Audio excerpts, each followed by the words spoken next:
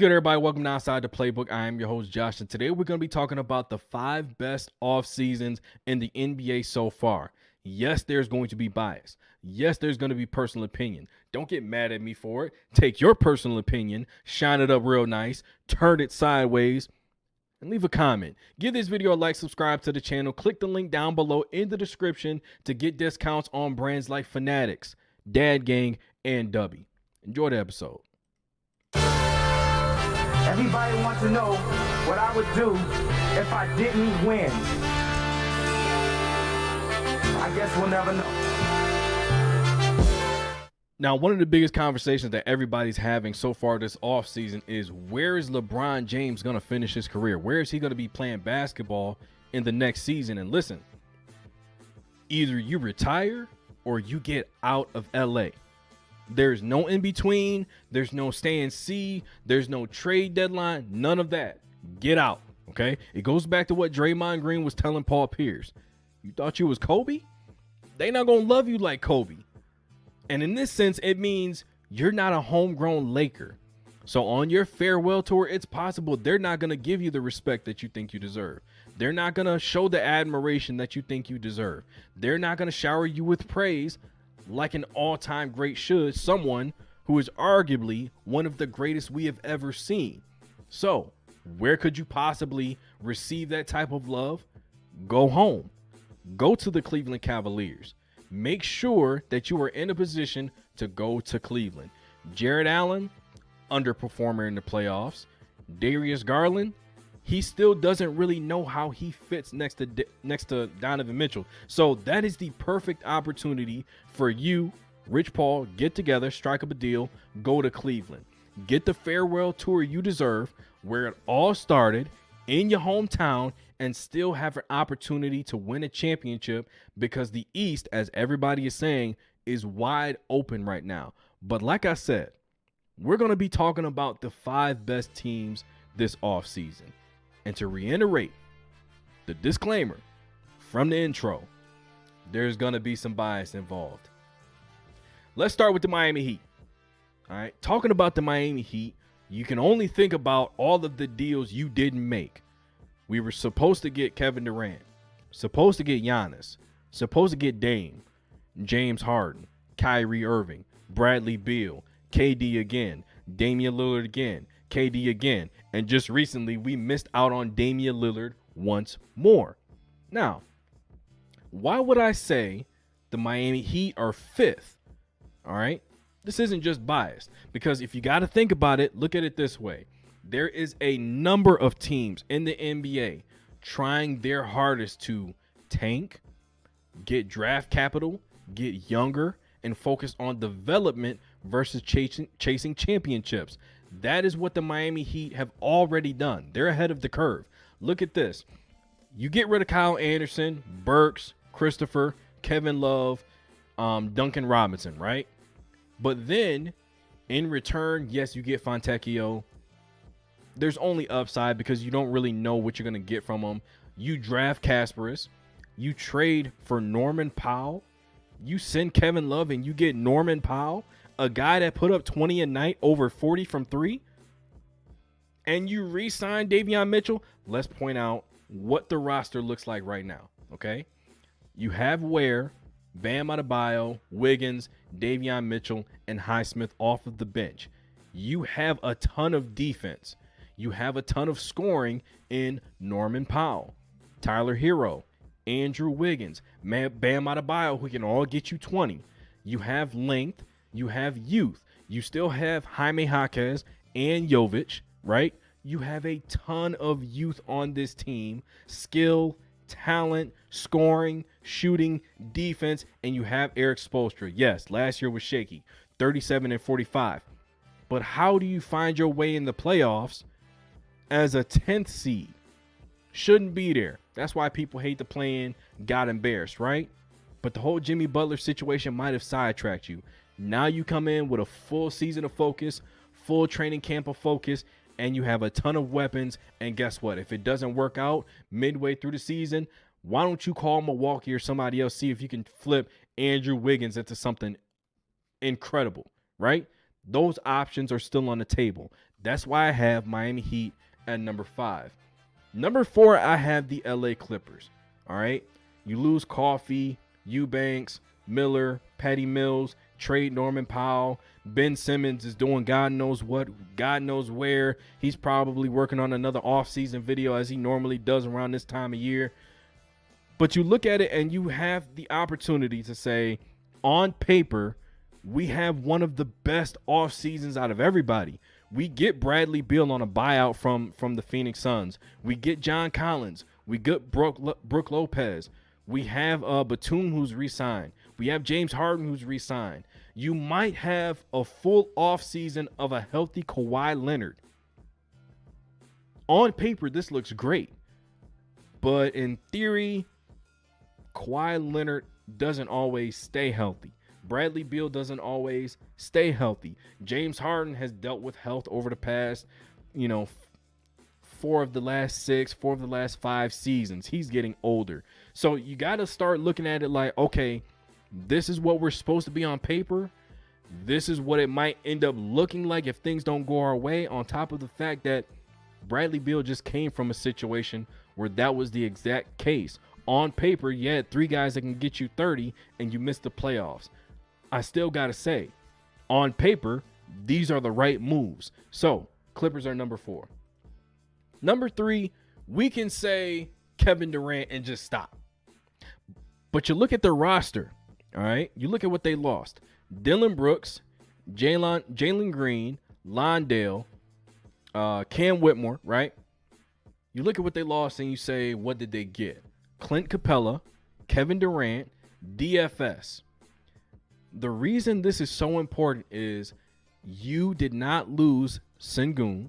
You didn't lose Thompson. You still have Van Vliet. That's majority of your core. You still have Jabari Smith, Jayshawn Tate. You have everybody, and you bring back Steven Adams and Jeff Green. Great locker room guys. This team is still in prime position to make a run, and you add in what you needed. A consistent closer, a consistent scorer who is going to be efficient. Jalen Green can get you 20, but it's not going to be efficient, and it may not happen every single night, which is what you need in the playoffs. Clint Capella, Sengun, Kevin Durant, DFS, Steven Adams come off the bench, give you some minutes. Smith, Tate, Van Vliet. How do you contend with this team night to night in the NBA playoffs in the Western Conference if you're not the Oklahoma City Thunder? Does anybody else have an answer for this roster who is not named OKC? That is why this team is at number 3. Because Kevin Durant, 37, 38, doesn't matter. He still can get you 25, 6, 6, and borderline 50, 40, 90. That's all you need to tell me, because guess what? That's really all Houston needed. They have an identity. They have a style of play. They just didn't have 25 points in efficiency. They got that in Kevin Durant. Number 2 team on my list, the Denver Nuggets.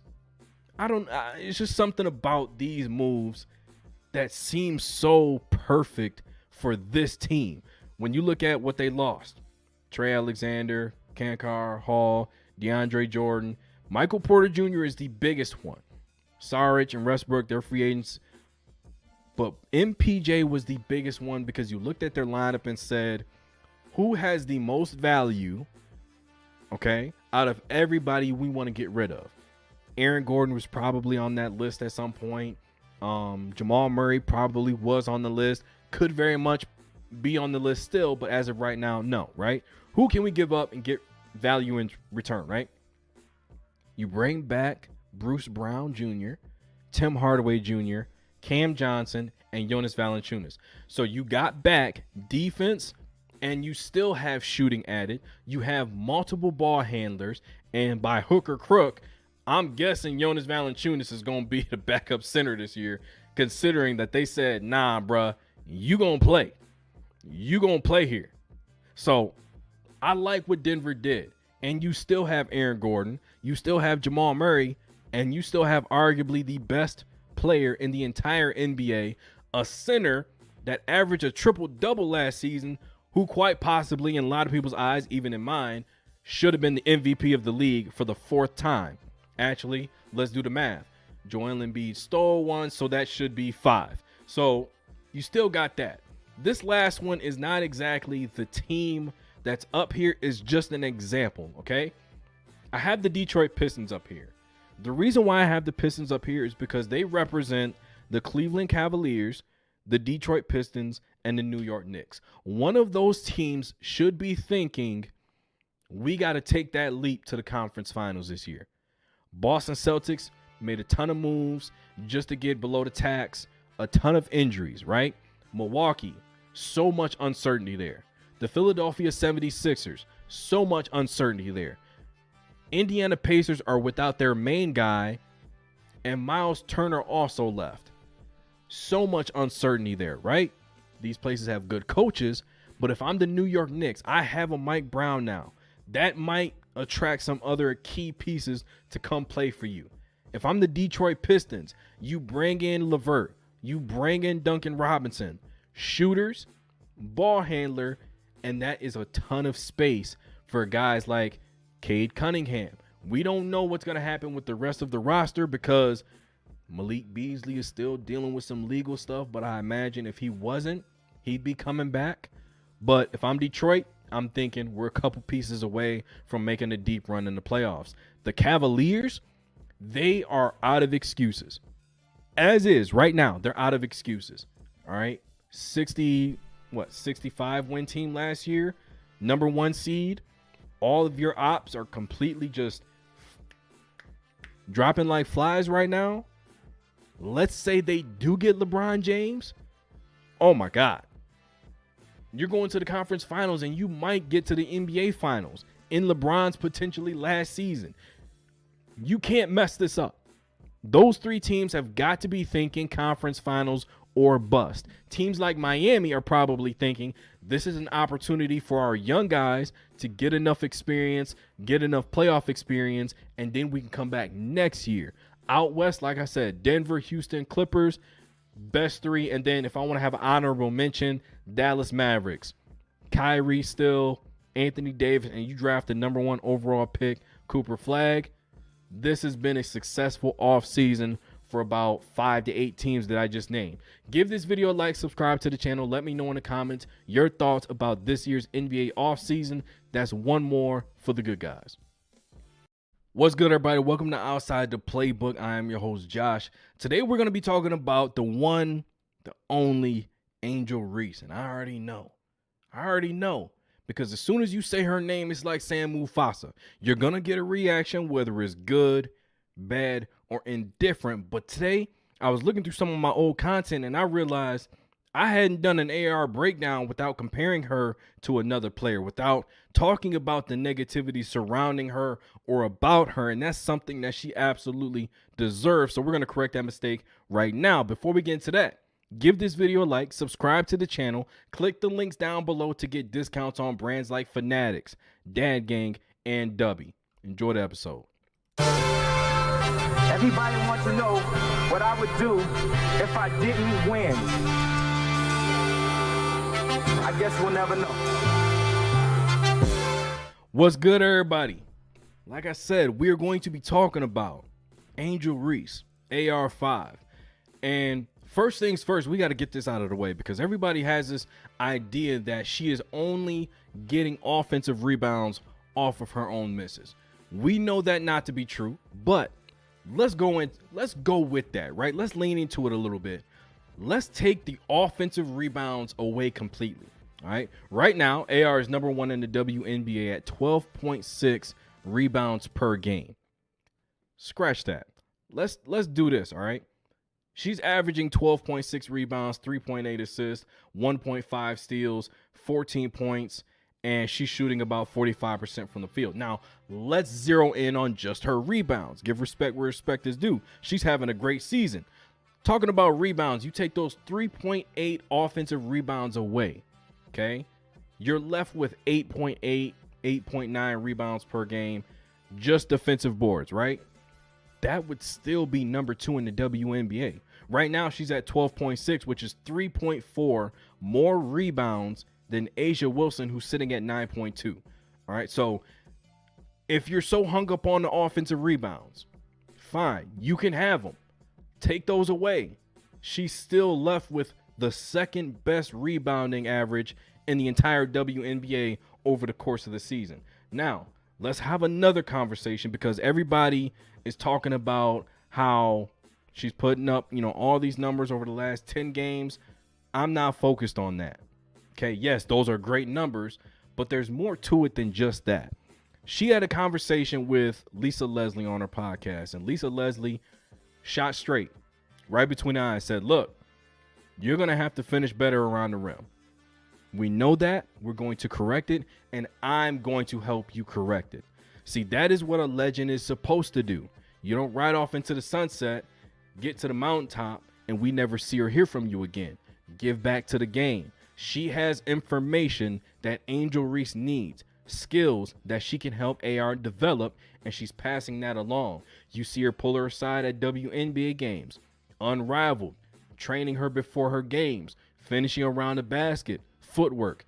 That is what Lisa Leslie is passing on to AR, and you can see it, not just immediately, but over time. That is why it's important for improvement each and every day, because guess what?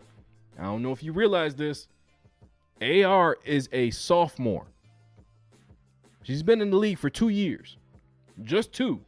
She's not a 5 or 6 year vet, right? Now, she's putting up, like I said, 14.6 points. No, 14 points, 12.6 rebounds, 3.8 assists, 45% from the field, right?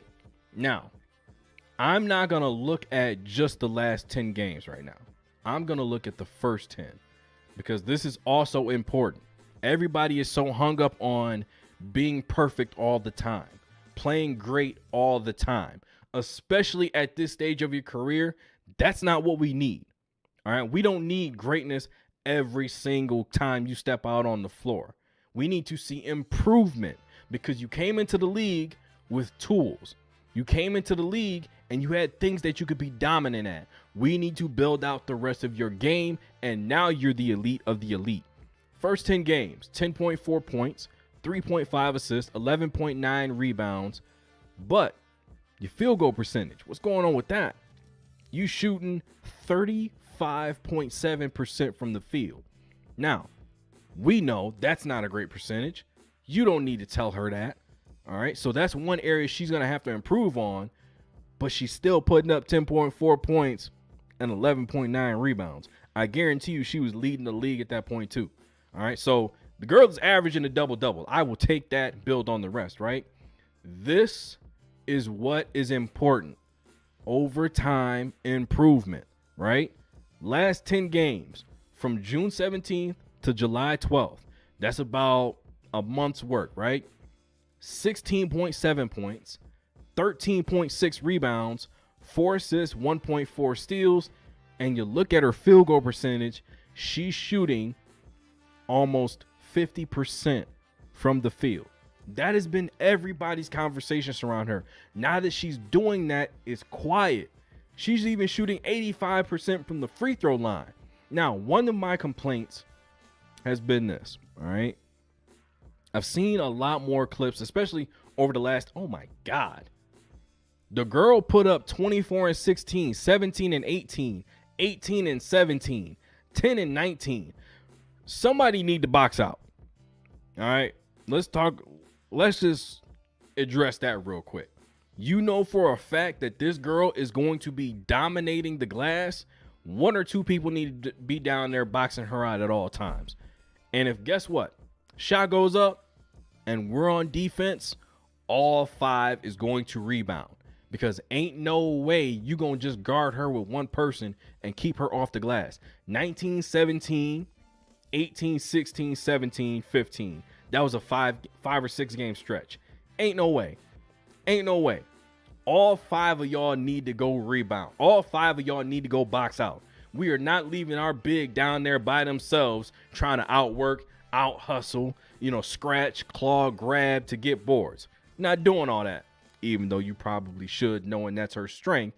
You need to have all 5 players down there boxing out. But One thing that I was very interested in seeing is when you look at her numbers, you look at points and rebounds, but she's passing the ball too from the big position, right? But if she's, being called upon to initiate the offense more, you're going to start to see her handle the rock farther away from the basket. That's what I don't want to see. Not because she can't, but when you're somebody like AR and you're playing on a bad team and you have to do so much. Dominant on the glass, scoring, now you're facilitating, and now you got to bring the ball up the court and handle. You're opening yourself up to injury. Now, you look at the aces, right? You look at Asia Wilson. She does that, but she also has guards she can give it to, guards she can play off of. There's occasions where she's going to get easy baskets off of other people. I don't want to see AR doing that on a bad team, because the more she does, the more responsibility she takes on, the more she opens herself up to unnecessary injuries. I don't want to see that, especially not for the Chicago Sky. One thing they do got to be concerned about, and I'm going to look this up right now, is you got to be concerned for what if she goes to another team. All right, when is her contract up?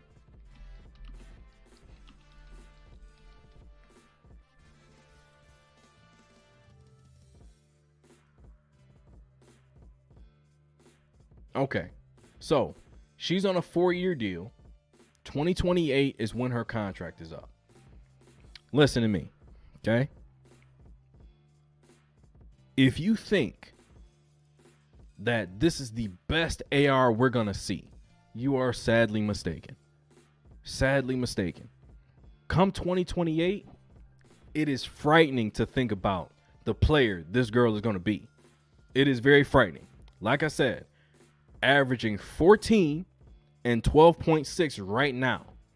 Over the last 10 games, she's averaging 16 and almost 14 per game, and she has a 5 or 6 game stretch that is absolutely ridiculous. If she pairs up with somebody that is also dominant, also talented, a superstar, league is going to be in trouble, because again, she's only going to be a 4-year player. She can end up playing 12 to 15 years, and then you got to deal with her when she has that completed bag, when she has great footwork, even better footwork than she has now, when she is a great finisher around the rim, when she starts to consistently knock down that mid-range that we've been seeing over the past 10 to 15 games. That AR is a lot scarier and a lot more dominant than people are thinking right now. Because when I see a 1 or 2 or 3 year player, I'm looking at year 10. What are you going to be at year 10? AR is, you looking at somebody that can average 20 and 15 in the league. What they gonna say now? What they gonna say then? Like I said, give this girl her flowers. She has been dominant. She has improved. And you know what? With all the hate she's been getting, she's been very, very graceful with it. Shaquille O'Neal, maybe not so much. Give this video a like, subscribe to the channel, turn on that notification bell to stay up to date on all things outside the playbook. That was one more for the good guys.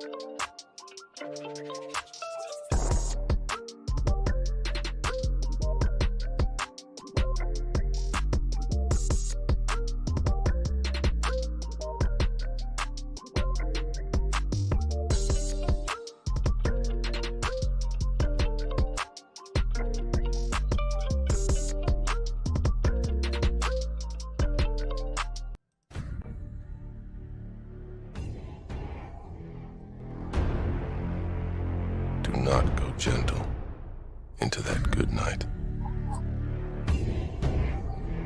Rage. Rage against the dying of the light.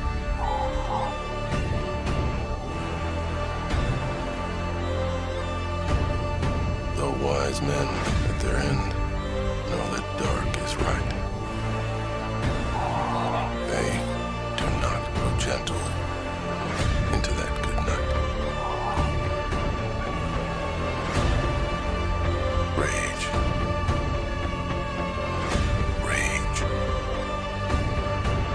It's the dying of the light.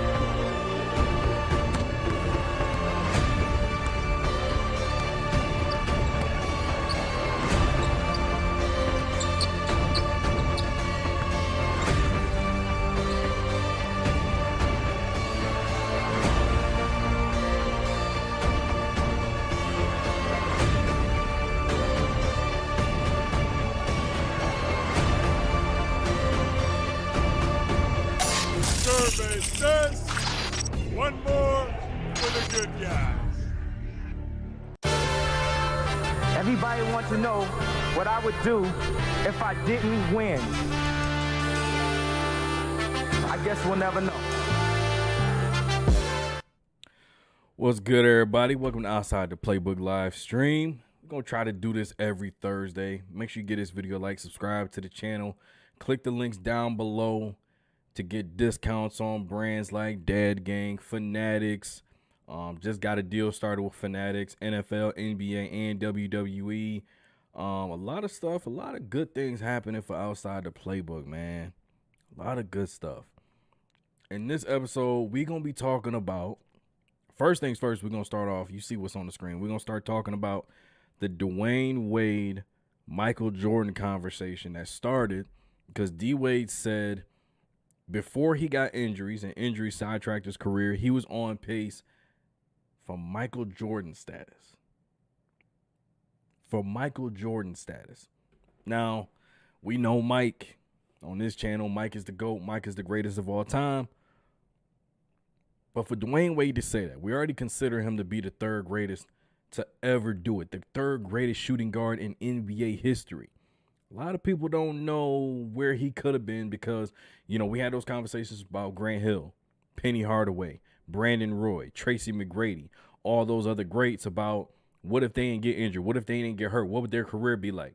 We don't have those conversations about D. Wade because, like I said, we widely consider him based on what he's done in his career as the third greatest to ever do it at his position. There's a lot more that could have been done if he was actually healthy the whole time. Let's get it. Let's see what they said on 520 about D Wade, because you know Jeff Teague and them, they be hating and be getting on my nerves a little bit. Top 4 shooting guard of all time, depending upon how you look at it. I'm not trying to take anybody like little thing they said or whatever. I don't even know what you say. Like Gil said it first, but he's talking about like people being like 85 Mike.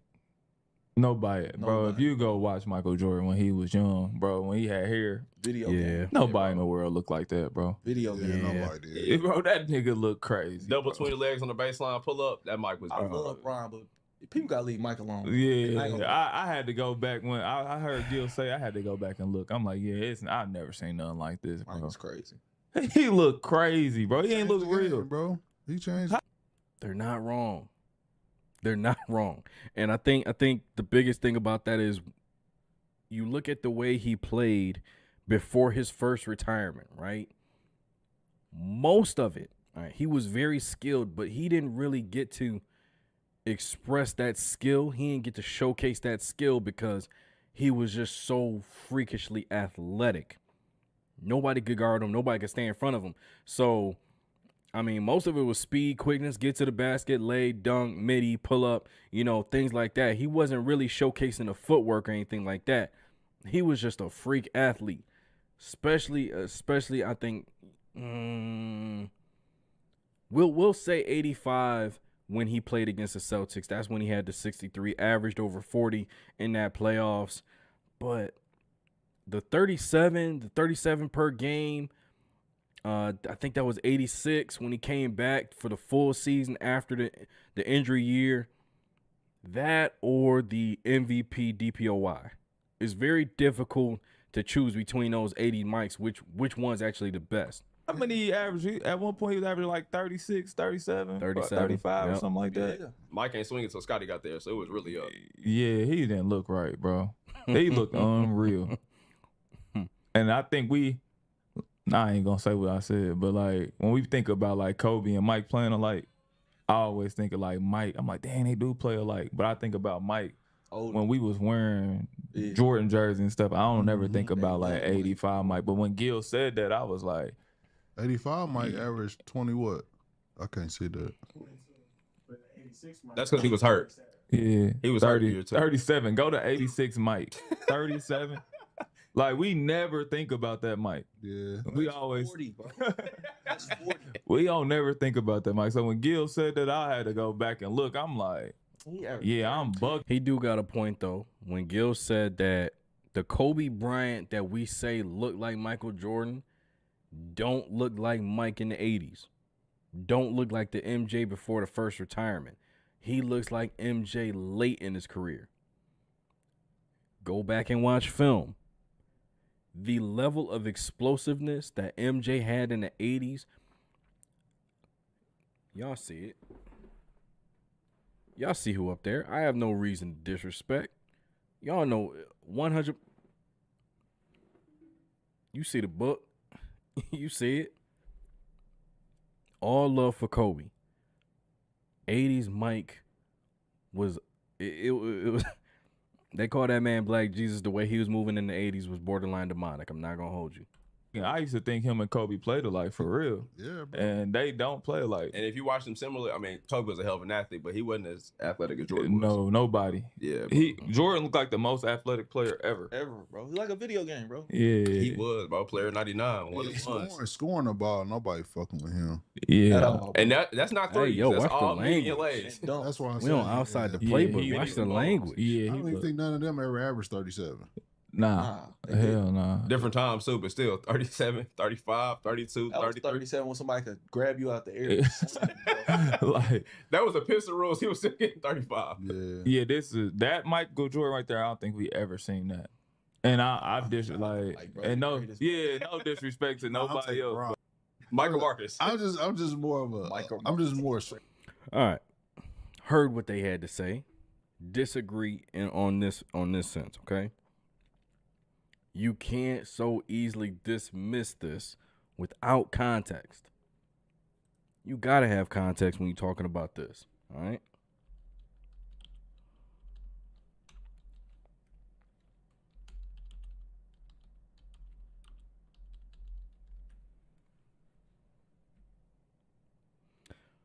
Dwayne Wade had a torn meniscus during his college basketball career at Marquette University.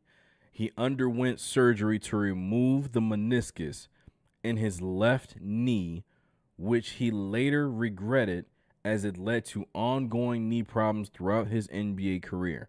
Wade has spoken about the pain he experienced while playing with a torn meniscus.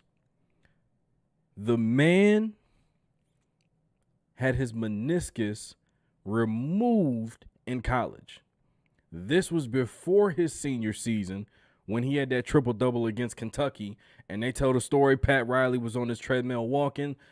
He was scouting Kentucky players. D-Wade dropped the triple-dub. The rest is history. Dwayne Wade is Miami Heat. Had his meniscus completely removed from his knee, not just the right knee. No. The left knee, his explosiveness, his takeoff knee, his first step, that left knee. And he played that way his whole entire career. Played that way his whole career. And we say this man is arguably the greatest at his position. Top 3, respectively. Let's look at some numbers. All right. You already know, the same old thing I always throw out. First player in NBA history, 2,000 points, 500 assists, 100 blocks, 100 steals in the same season in which he was third in MVP, third in Defensive Player of the Year. I mean, what are we talking about right now? what are we talking? So let's look at, you know, I mean, let's go from here. And this is the second year LeBron was there. Okay. 26, 5.2, 6.4, 1.8 steals, 1.1 blocks. Shooting 48% from the field, basically, almost 49. What are we really looking at with these numbers? We're still looking at a guy who was okay not taking shots. He was okay being passive. He was okay being the second option. He wasn't hunting shots. He wasn't hunting points. Nothing like that. He was simply playing the game at a high level. All right, some of the best basketball, and people don't even talk about the 2004, 2005 D-Wade. He was just as scary as the 06 one. Just as scary as the 06 one. Let's talk about this, man. 2004, 2005. And this is a second year in the league, Dwayne Wade. And I'm only going to it because I remember this series so vividly. Shaquille O'Neal was hurt. They went on the road in Washington. You're playing against Gilbert Arenas. You're playing against, you know, that squad. Shaq was able to get rest. Shaq didn't even have to play these games. 31. Boy was flipping it, though. 31, 9 rebounds, 6 assists. 31, 15 assists, 7 rebounds. 42 points, 7 rebounds, 4 assists, 2 steals, 1 block. The man shot, hold on, let's talk about this, all right? 31, 15, and 7, shot 66% from the field. Ain't nobody gonna send a double? Then you get to the conference finals. Got injured here. These last 3 games, got injured, wasn't able to play well. 7-25 started off rocky. These 3 games, 48-6. 36, 7-2, 28, 2-6 against the same Pistons team that he came back and beat the following year. 2006 NBA Finals, everybody already know. Down 0-2, come back, win that series 4-2, dominating that NBA Finals. Everybody complains about the free throws. Everybody says that they was gifting him free throws. Nobody really pays attention to the fact that Dirk was actually the leader of the entire playoffs in free throw attempts. Nobody ever brings that up, but it is what it is. NBA Finals, 28, 6-6, 23, 8-3, 42, 13, 32, 36, 6-3, 43, 4-4, 36, 10-5 in the closeout game, 4 steals, 3 blocks. As dominant as you, now I'm not saying he's Mike. I'm saying he was doing this with one knee, one good knee, and the knee that was messed up was his takeoff knee. We already know about the Olympics. Went to the Olympics, dominated, came off the bench. Yeah, 27 in the closeout game versus Spain. If he wasn't playing in that game, they would have got cooked. They would have absolutely gotten cooked because Kobe went out early with foul trouble. Bron went out early with foul trouble. If D-Wade didn't come in and have that stretch that he had, they don't win that gold medal. 48, 6-12. These are some of the games he had coming off that Olympics. 46, 10-8, 55, 9-4, 50, 5-5, 50, 10-9. The man almost had a 50-point triple-double. That's crazy. Crazy. 46, 10-4, 46, 10, 8-4. Look at this. Let's look at the numbers. 7 steals, 5, 5, 5, 4, 4, 4. All the way down here, 3s. He was doing this on one leg. So when he says that had I not been injured, had I not dealt with injuries to the extent that I did, he's not lying. Now, would he have been on Mike's level? Probably not. Not a lot of people are. In my opinion, he's the GOAT, so nobody is. But, yeah, heck of a career. My all-time favorite player. But to do what he's done in his career on one leg, you can't replace that. You can't take that away from him. Next topic of conversation that I want to get to. And it's something that really annoyed me, got on my nerves when I first seen it. I made a video, crashed out, deleted the video because, like I said, I'm trying to have positive vibes when I do these videos. Positive vibes on my channel only. Well, it was a very powerful moment. We didn't, at least as players, we didn't know that that was going to happen. So I think it was kind of like a genuine surprise. But the T-shirt, just United front, was determined this morning that we had a meeting for. And, not to tattletale, but 0 members of Team Clark were very present for that. But no, we were just, we had a very... that really needed to be mentioned. I'm trying to make a situation light, okay? But yeah, no, I think it was just all of us getting on the same page for the game. We wanted to do something that was just united and collective, and I thought that it was a very powerful moment and got the point across. And, sometimes you don't have to say anything. Sometimes you don't have to say anything, except for when you do say something, you say something that's going to divide the cause. I love Kelsey Plum. I mean, she can hoop. One of my favorite PGs in the league. This ain't about protecting Caitlin Clark because she said Team Clark. Nobody from that team, which includes Asia Wilson, the MVP or the best player to face it at WNBA, however you want to phrase it, includes her. So you just threw under the bus half the women that are there just to get a shot off. Come on, man. What are we doing? Why are we doing this? This is something that didn't need to happen. A conversation didn't need to be had. We wanted a united front, but we're gonna say something to divide. Let's leave that out.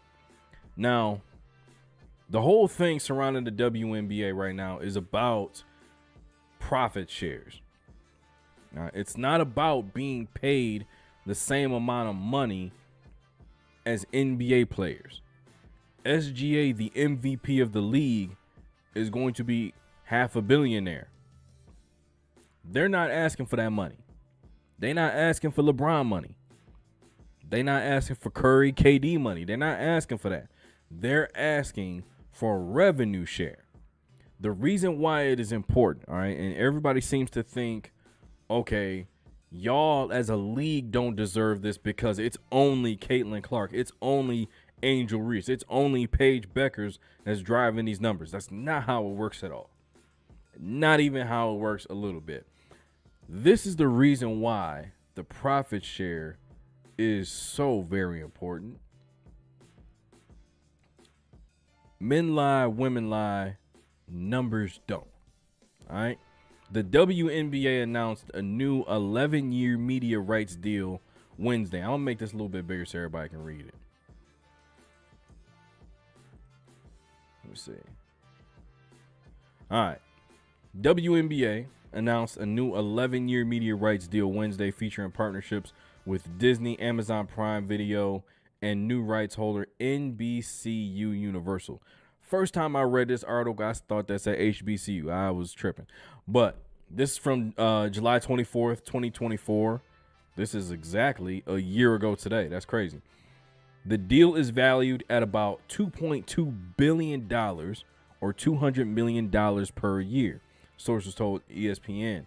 Future agreements with additional partners could bring the league's overall media deals closer to $3 billion. Partnering with Disney, Amazon, NBCU marks a monumental chapter in WNBA history and clearly demonstrates the significant rise in value and the historic level of interest in women's basketball. That's where you put your foot in the mouth. Right there. That's where you put your foot in your mouth. Now, we can make the argument about the quality of the WNBA. We can have a conversation about viewership when certain players are playing versus when they are not. Conversation can be had because guess what? That same convo can be had in any sport, in any genre. I'm a WWE person. I've been watching it all my life since a little kid. Yay Hacho Centipede. You don't have the right people on the card, ain't nobody gonna watch. When you have a boxing match, you need an undercard and you need a strong main event, or nobody's going to watch. Same thing with UFC, NFL Sunday. You think everybody wants to watch the Carolina Panthers go against the New Orleans Saints on Sunday Night Football? Nobody wants to watch that. But you tell everybody, look, Baltimore is playing the Buffalo Bills, prime time. Everybody's watching that game. All right. It's universal. So we don't even have to go down that road. We already know the situation, right? This is important because when you look at the way that everybody phrases the conversation in the media, they completely get it wrong and they don't understand the actual situation. Understanding that, hey, you just signed this astronomical deal for us. This is the astronomical deal for us, likes of which we've never seen, and it's because of us. We need a higher revenue share than, I think somebody said, 10%. Now you can say, hey, you know, we've been losing money all these years. We're on track to lose another $40 million or whatever.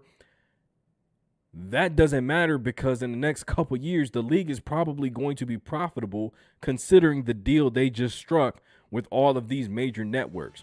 So that's not going to be an issue any longer, on top of the fact that Caitlin Clark's in year 2, Angel Reese is in year 2, Asia Wilson's in her prime, Khalir's in her prime, Sabrina's in her prime. All of these players are going to be around for a very long time. And listen, just to throw it out there, my personal favorite player that's going to be coming in, Juju Watkins, get well soon. When she gets added into the mix, listen, there's going to be a lot of problems in the WNBA. I'm talking about on the court. All right, matchups everywhere. Here's my other issue. Okay? And I'm gonna go to a different side of things.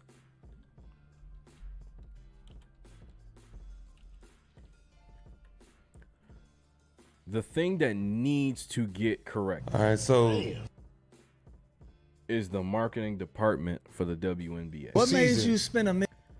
The reason why it's such a problem is because there's days where they have games at noon, at 1 p.m. I'm sitting at my desk at work. I get a notification. Why is Chicago playing the Aces, Angel Reese versus Asia Wilson, and nobody knows about it, and it's happening at 1 p.m. during the day? Why are we doing this? This is not baseball. This is not baseball where you get 160 or whatever games in a season, and hey, whoever's watching can watch. Whoever's betting on the games can bet, or whatever the case may be. WNBA doesn't have that luxury. They need all of the attention that they can possibly garnish. They need all of the focus. I don't want to see a WNBA game scheduled on Monday Night Football. I don't want to see the WNBA scheduled on a night where they're competing with NBA, NFL, MLB, or all these other organizations. There was a time during the season last year, there was a day where no other sport was being played. The WNBA was not having any games that night. They had a primetime game scheduled for the following night. So there's one off day here, day here. I think it was a Monday and a Wednesday. So on Monday, prime time, you know, you got WWE, you got NFL, you got, you know, all these other sports. Nothing on Tuesday. Then you had prime time, you know, NBA games on Wednesday. Nothing on Tuesday. Then you decide to have a matchup where I think it was Minnesota Lynx versus the Liberty or something like that, right? Why would you not make sure that this scheduling is taken care of? We don't have to worry about any conflicting, you know, games, broadcasts. We have a night to ourselves where nobody else is watching, where the world is watching nothing else but us. Those are the type of things I'm talking about. Or situations where we'll get to that. $1 million on your birthday. so this is more Adidas said I wasn't popular enough, right? So I'm trying to renegotiate. I'm an all-star. I'm a two-time all-star, two-time all-NBA player, and I was making $500,000 from them. And I'm like, yo, I'm trying to make at least $2 million per year. And it was like, you ain't got that kind of name yet. So I'm sitting here like, damn, how do I become famous? So that's before viral. Yeah, so I went to a marketing group in DC, and I'm like, yo, how do we get my name out there? So we came up with a plan. I was like, throw your shirt off. Like they told me, tuck my shirt into my boxers, into my tights, so the women can see my booty. Man, I'm out of here, bro. Think about tuck it, don't tuck it into our shorts, tuck it into my tights so they can see it. When I throw my jersey, when I throw, man, I'm just trying to tell you what they said. It was like when you dry your face off, don't dry it from this part. Can we turn the air on? Go ahead. Don't dry it from this part because the white jersey gets all dirty right here. It's disgusting. Pull your shirt out, wipe it so the ladies can see your abs. Throw your jersey off to old people, women, or kids, right? So it was a whole little plan, and then that's when I did the party. The big 25 party. Who you did that party with? Little Diddy. Nah, that wasn't Little Diddy. It was Diddy. It was Diddy. Puffy Combs at the time. It was Little Diddy. He didn't get the name yet. It was Puff. It was Little Diddy. Why would you do this, bro? Why would you do this? Because I knew he was going to answer it. Puff Daddy. It was the Combs. It was the New York one. It wasn't the LA one. It was the LA guy, right? So no. So. It was the New York one. No. So what ended up happening is I was trying to I hit Lil Wayne up, and Lil Wayne put me on game. He was like, so who's doing the door? What the fuck do you mean the door? Like, who's getting paid off the door? The fuck does that mean? He was like, well, I need half of the door. I was like, I don't even know what that means. He's like, well, you're gonna make it private? He was like, who's your host? Man, what the fuck? I mean, he was like, well, get a host first. And then when you get a host, and I was like, what kind of host was I supposed to get? He was like, if you want this shit to be real, go after Jay-Z. So I was like, all right, bet. Hit Jay-Z people up, and he hit me with some Jay-Z shit. He's like, man, you can probably get Beyonce for $500,000. So and he was like, yo, get Puff. Hold on, he never gave you a number for him though. No. He gave you a Beyonce number. He said he'll throw a number so high that I don't Basically, want you to take it. he's telling you, I'm not doing I don't this. want you to take it, but if you give me this number, fuck it, I'll take it. But I don't want to do parties and clubs. Yeah. So he gave me Puff. So I hit Puff up, and then he charged me $200. Right, he's gonna charge me $200. Once I got his name as the host, Lil Wayne, Game, T.I., it was just, and then I made it private. Everybody named Mama wanted to be there.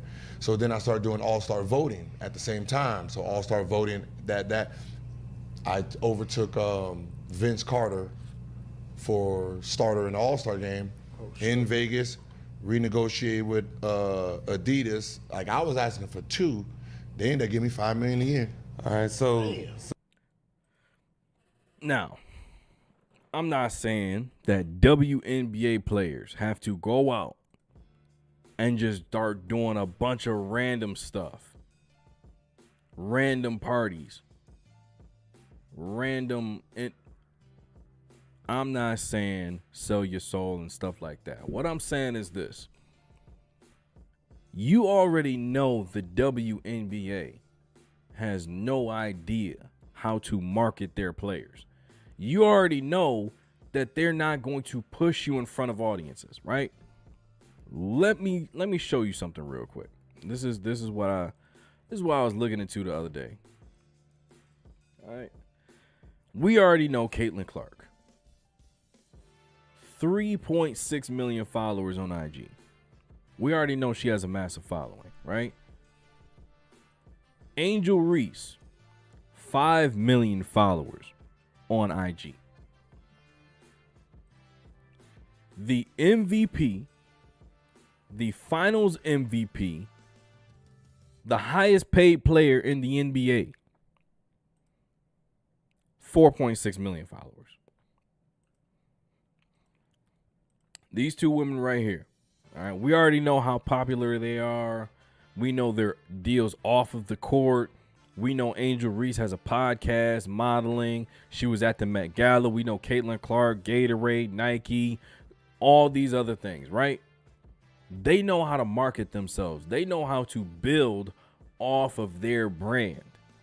The WNBA did not do this for them. They did it themselves. Arguably, the greatest, marketing was that championship game. Their performance in the NCAA tournament. Those back-to-back years, right? They did it themselves. They were at this level before the WNBA. And I always knew this was going to be an issue because the WNBA can't take credit for them. They can't take credit for their stardom. They can't take credit for their superstardom where they're at levels that they are arguably the best player in the NBA has 4.6 million. You got 5. You got 3.6. A veteran player, a defensive player of the year, a player who is, and I want to be accurate when I say this, a player who was averaging 21.5 points, 8.7 rebounds, 3 assists, 1.8 steals, 1.4 blocks, 4th in MVP, 2nd in MVP, and this year probably going to be in the MVP conversation. WNBA first team, defensive first team, defensive second team, all-star, most improved, defensive player of the year. This player, Nafisa Collier, a lot of people don't even know who she is, and she's one of the best you have to offer. Nobody has any clue. Asia Wilson, Sabrina Ionescu, Stewie. Who else could we put in that top 5 in the WNBA, right? Those are your premier players. Why do they have to scratch and claw to be noticed outside of their profession? 284,000 followers. This is not, something where you nitpick because guess what? To Gilbert Arenas' point, okay? This is all to his point. Brands also want to know who you are and what you bring to the table off of the court, right? Caitlin Clark, she has such gravity around her. All right. She has, a lot of people say it's a cult following. We're well aware of that. All right. It is very much, it's not something you got to talk about. Angel Reese, built off of the controversy. Me Bounds, I'm going to take all of that profit. I'm going to start my own podcast. If you don't want to listen to anything I got to say, you want to hear my voice? Cool. I'm going to start a podcast. I'm going to make you even more upset. I'm going to start doing modeling. I'm going to go to the Met Gala, building off her brand, right? The WNBA don't know how to do that. Again, Paige Beckers. Paige been that. From college, from high school, one of the best in the country for all this time. Paige didn't need none of that. Had her own going before she got to the league. Juju Watkins in commercials had her own before she got to the league. Outside of that the car rental commercial or whatever, outside of that commercial, ain't nobody really checking for WNBA players. They were checking for the women's college players though. Why? Because we knew who they were off of the court. They not doing a good job at that. WNBA is the worst at promoting their players outside of basketball. So this is just a side note, but they got to start promoting themselves outside of the game like these new incoming athletes that came from college. Because if they don't, like I said, one of the best players in your league don't even have 300,000 on IG. That's troublesome. You might think that's a small thing. That's promotion. That's advertising. That's marketing. Not of a brand, not of a game. That's advertising of you. So guess what? If I say, hey, this is the best you have to offer, am I paying to go watch you play? Or are you just putting up good numbers, having a good season, do your job and go home? That's the difference between superstars, where Asia Wilson, on the other hand, I think Asia Wilson got 1.4. Very outspoken, outgoing personality. See her in video, see her personality in the tunnel, going to the game, going to the court, right? Her little whoop-de-whoop with Bam Adebayo. Hope some of that post-up game rub off on him.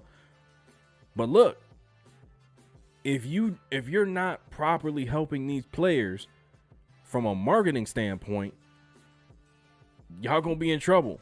All right, this new brand deal, this new deal, and this new CBA that y'all trying to get worked out, you got to bring something else to the table, like Gilbert Arenas was saying in this video. Now, we gonna move on to another conversation. We gonna move on to another conversation because we gonna cut him some slack.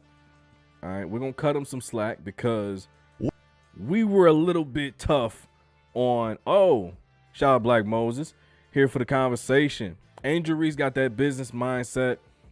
WNBA is terrible at marketing for real. You know what's so crazy to me about the league is that I've never seen a business say we're losing money, we're not profitable right now. Oh well. Like, think about that. When you watch the WNBA and how they operate, right? They don't do anything that's going to help themselves. Like, they're just going to keep doing the same stupid thing over and over and over again and see nothing change, see nothing improve. All right, we tried. No, you didn't. The only thing that happened is you had superstar college athletes that already built a brand unto themselves come into your domain and you're reaping the benefits of it. You already had great players. You just didn't know how to market them. I said this in a video last year and a year and a half ago. The college players have the blueprint that you need for the WNBA. That is insane to think about. Insane. The professionals are clueless on how to be professionals, so they got to learn from the college game. Come on, man. But I digress. We're gonna talk about these women are dope players. They just don't get to shine because that marketing team is. But 100% agree with you on that. 100%. Shout out to Black Moses, man. Now, one thing I will say is the new deal that they have with the CBA. Listen, they have got to make sure. What's the science as far as they got to make sure they don't get cooked on this deal. They got to make sure they don't get cooked on this deal because it's only going to grow. More revenue, more jersey sales, more ticket sales, moving the games from one arena to the next is only going to snowball. If y'all take an L on this deal, you are going to continue to take L's as it grows. You have got to get a dub now. Because like I said, the NBA, they had 50%. They going 50-50 with the owners. WNBA, they had around 9 or 10%. Let me put it to you like this. You going to let them have 9 or 10% of $3 billion. And you're going to keep the 90. If I'm the owners. That is a win every time. Players can't let them have that win.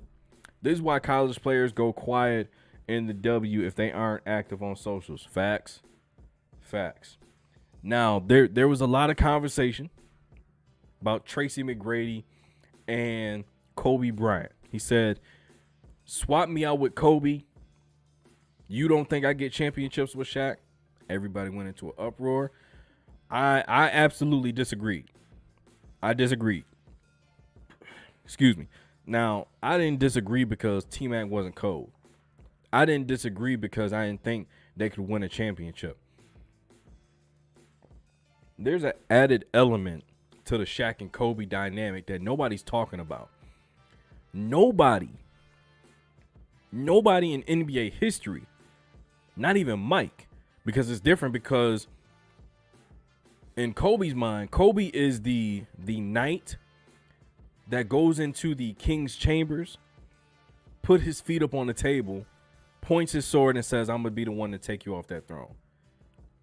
Now, obviously, the king is going to laugh. He laughs. but the night is dead serious. In Kobe's mind, between his ears, he was the only one that was at that level, that mentally borderline deranged level of competition, and his blood was always boiling when he stepped between those lines. You add in the element of, I absolutely hate Shaquille O'Neal. I cannot stand this dude. For the simple fact that, and they said it in an interview, and I'm gonna go through and I'm gonna post a bunch of stories and interviews and games and clips and highlight reels for Kobe Day coming up on 8/24. But one of the biggest things that's always, been a part of the Kobe and Shaq dynamic is they were playing against other teams, but they were playing against each other. Like, look what I just did. I just dropped 30, 14, 5 blocks. Kobe saying, I just dropped 35, 9 assists, 4 steals. So, and they were competing with each other, but versus other teams, right? I don't think T-Mac brings that dynamic, because in some of those situations, the Lakers shouldn't make it out.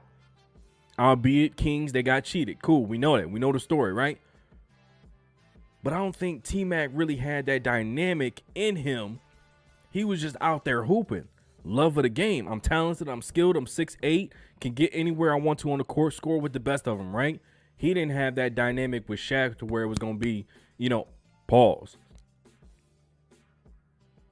Wait a minute. Let's move on. Tracy McGrady on 7 p.m. in Brooklyn talking about being an unstoppable scorer. Like having a big scorer night, or having the mentality of being like, I'm getting 30, or I have to get 30, or I have to get a certain amount of points for my team to be successful. You asking me? Yeah. You the guest. We think about it all the time, for sure. One, I think it's a relentlessness that you got to have, right? Mentality-wise, you just got to have a relentless mentality. 2, I think just being dynamic. You know what I mean? Being a dynamic scorer. And for me, it's knowing who I'm going against that night, right? What type of defender I'm going against individually. And then knowing how collectively the team, how they defend me and where I could get my shots. So I'm thinking of all this stuff. Like this is all happened the night before. Okay. Like who I know I'm playing. Like if I know I'm playing Ron Artest, game plan is going into mode. Okay, I know how Ron likes to play me. I know where, if I beat him here, like where the help is coming. Like it's a lot of shit that goes into this, how I think the game. I don't just go out there and just play the game. Like there's a lot of Listen to me. High school ball. You talk to some of these players, they have no clue about what he's talking about. They have no idea the science to this. They have no clue. All right. They go into a game thinking, I'm a bad MFer, right? That's what just the language that they use. I'm a bad, I'm one of them. I'm him, right? They don't go into a game thinking there might be somebody on the other side whose sole purpose, whose number one goal, their only objective is stop Young Bull from getting buckets. He can't go off tonight. His average 25, he only getting 15. His average 30, he only getting 15. His average 15, he ain't getting 10. He not even going to see 10. He might not even see the basketball for a few quarters. That is what they're going into the game thinking. The meticulous nature of a defensive stopper's scouting report. Okay, I've printed out scouting reports when I knew I was going up against one of them scorers that can give me 30, right?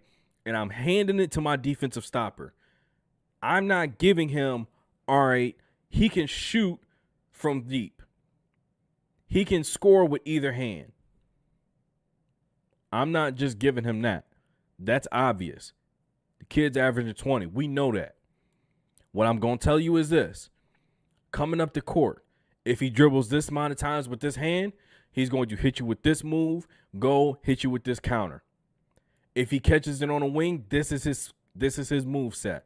He doesn't change it up. He keeps it simple. He's going to 1-2, boom, pound dribble, step back for a shot. He's going right to left crossover, get into the lane, step back left. These are the things I'm giving him. I'm giving him all the player's moves, but also I'm going to show him the things that makes that player uncomfortable. I'm going to show him, hey, if he gets hot, he's more than likely going to start doing this. If he's having an off game, he's going to continue to jack up shots. If he's frustrated by the physicality, he's going to start, pushing, shoving, crying to the ref and all that stuff. Do not change your game plan.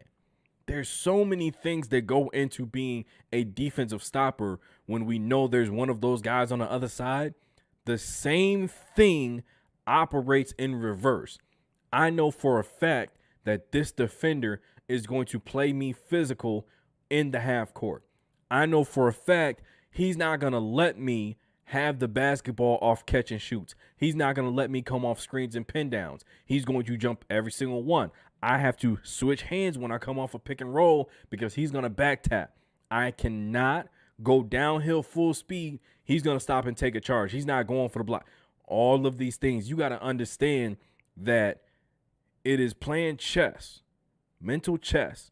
It is not going out there. I know I can give you 20, so I'm going to put up 15 to 20 shots to get my numbers. I had a good game. It's so much that goes into it that kids these days have no idea the level of information you need to have to be successful.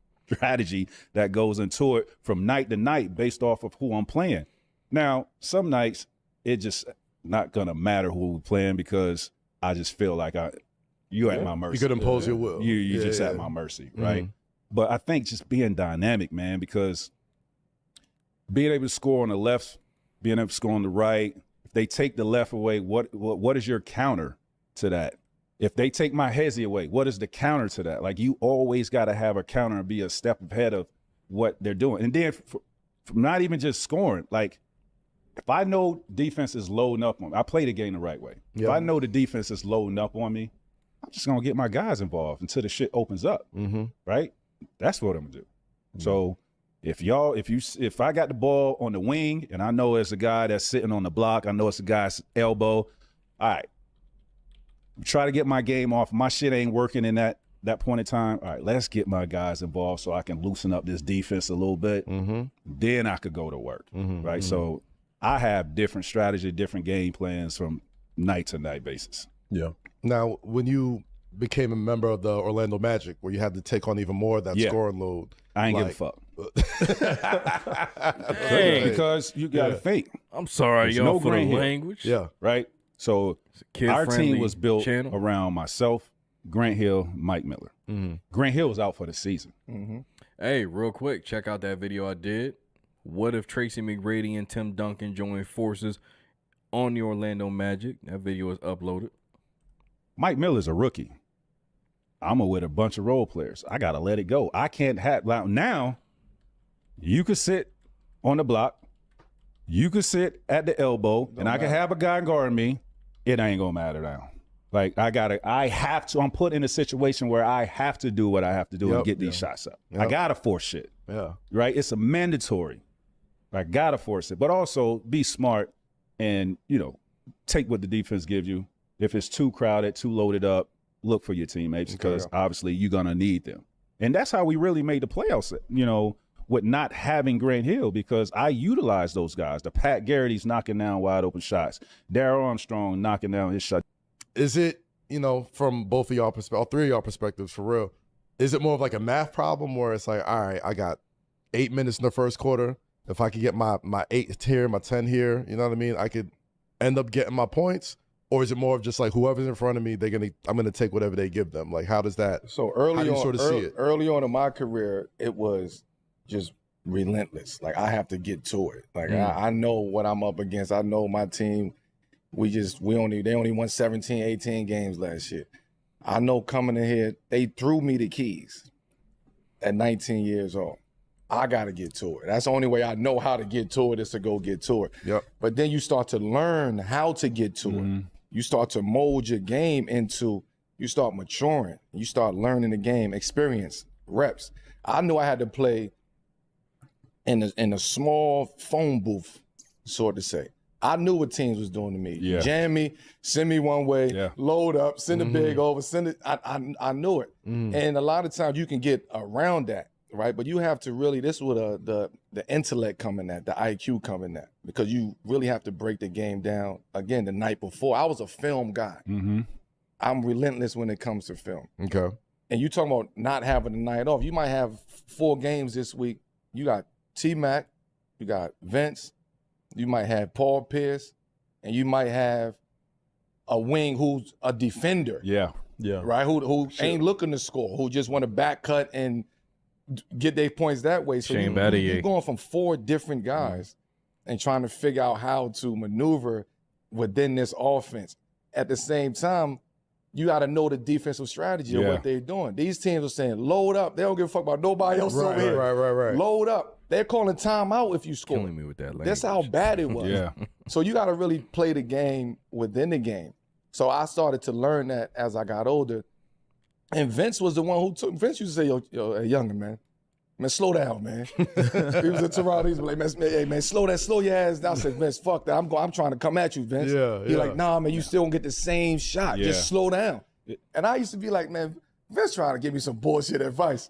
And then as I got older, I'm like, dang, it really makes sense. I'm just going to slow down just a bit. I'm going to still get to my spot. Gotcha. And then once Here's another thing. Players don't have spots. And you see it even at the NBA level. Right? You see it at every level, but 2 examples, right? SGA, Anthony Edwards. Without a doubt, you know, you need a bucket and you put it in SGA's hands, he's getting to one of them elbows. And there's nothing you could do about it. There's nowhere to stop it. You got to do your work early. Don't even let him catch it. That might be the only way because he knows how to get there. He knows where he wants to go. And once he gets there, he knows you can't stop it. Right? Anthony Edwards doesn't have one of those spots yet. Otherwise, he wouldn't struggle at junctures in the game where he can't score. Pressured him all the way to half court. Lou Dort, he could not figure out how to score. He was just trying to get it any way he could. He didn't have a spot on the court. Didn't have a go-to spot. Didn't have a go-to move. Pull up from deep 3 or get all the way to the basket. That is going to be the next evolution of his game, but everybody's game.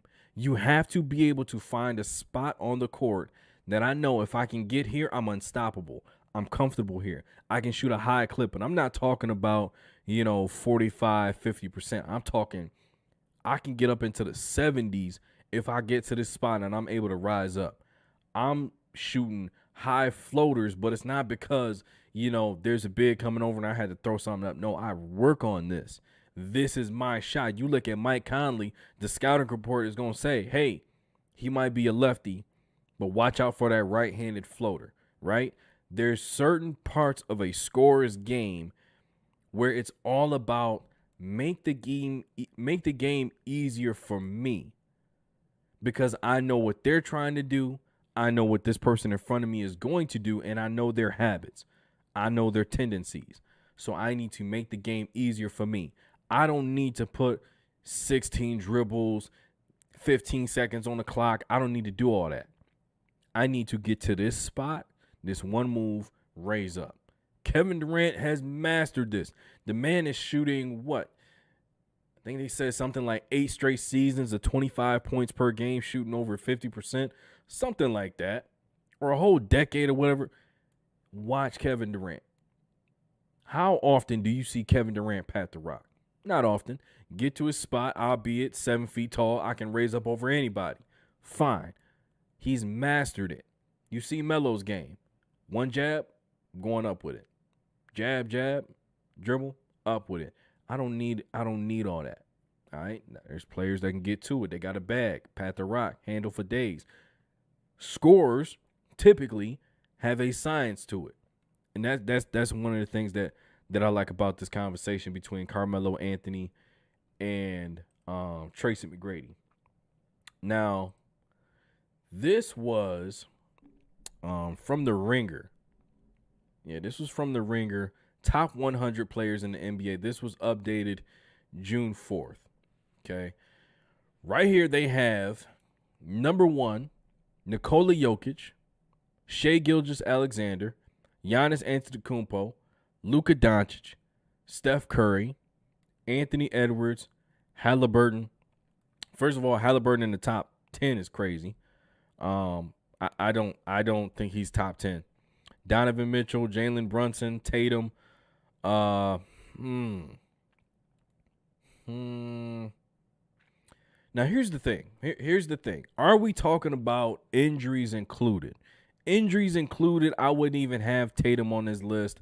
I wouldn't have Hallie on this list. You know what? That's what I'm going to do. I'm going to take those 2 out. All right? Still got, I'm going to take those 2 out.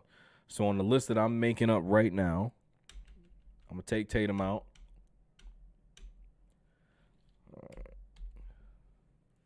Let's see. Take Halliburton out too. Kawhi, Cade, Mobley, Cat, Devin. This has got to be just off of the playoffs, all right? So I'm gonna put names on the list as I go along. Devin Booker, I got Cat.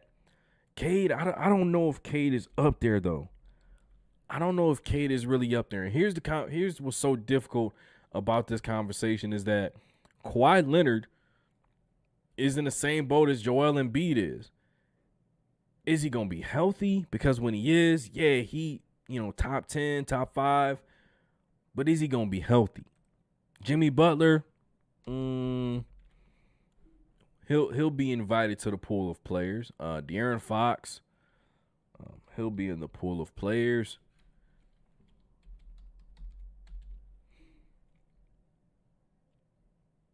Murray, Harden done fell way down. They got that boy at 30.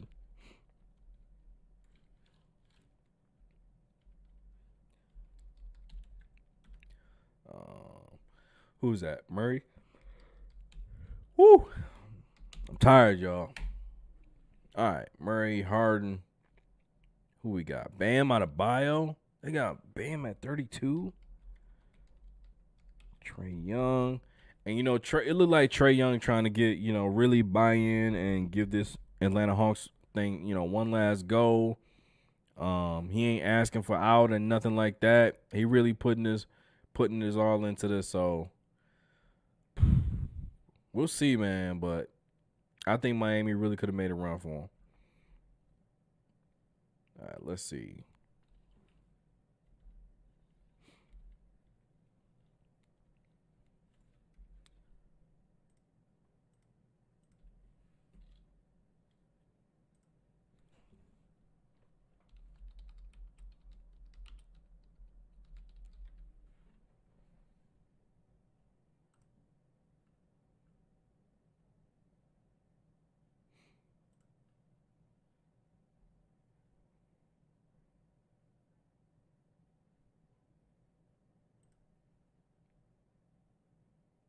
All right, let's see.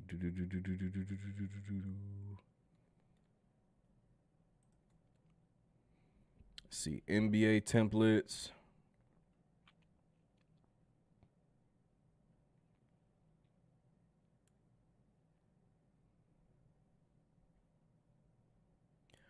Okay, best NBA players, 23-24.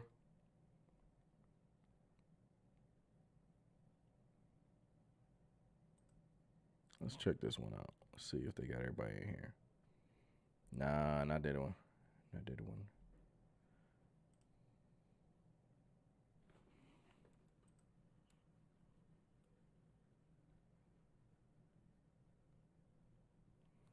Oh, okay. Okay. They got everybody in here. Okay. They got everybody. Yeah, go. All right, let's do this. We'll go top 10.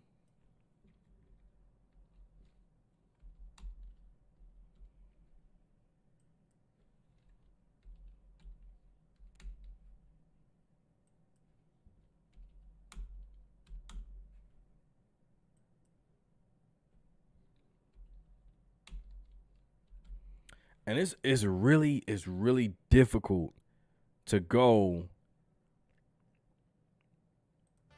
from bottom to the top.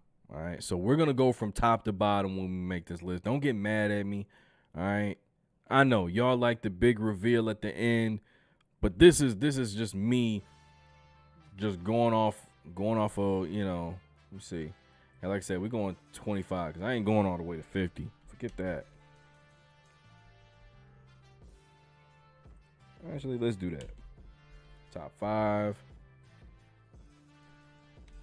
6, 10,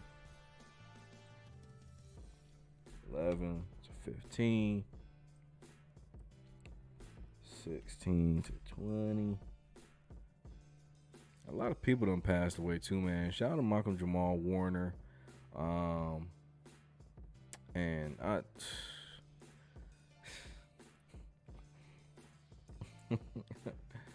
you know, I ain't gonna get myself in trouble with the community or nothing. But there was a death in WWE. I ain't gonna say too much on it, you know.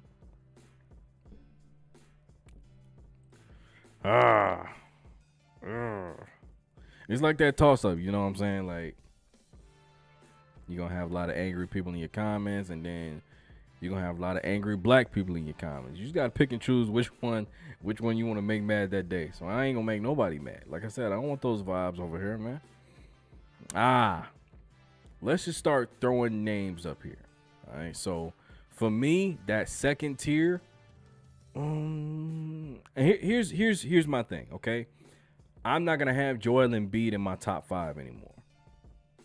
Joel Embiid is not worthy of being considered in the top 5. And, you know, I know people want to say that his time is up. I think LeBron is still top 5. I think LeBron is still top 5. And it's not because, you know, I'm some biased LeBron fan. It's simply because, never mind. I'm sorry. Forgive me, Father, I have sinned. Steph Curry is there. I got Steph Curry ahead of LeBron. So we're going to go LeBron. We're going to put LeBron here. Yeah, 6 to 10. Kawhi Leonard. I think Kawhi Leonard is probably going to find himself outside of the top 10. Health is important. You have got to be available. If you come into a situation where you always saying, look, man, I don't even know if he's going to be here, then you come on now. Coach has got a game plan around the fact that you probably going to be out with an injury. That's tough, man.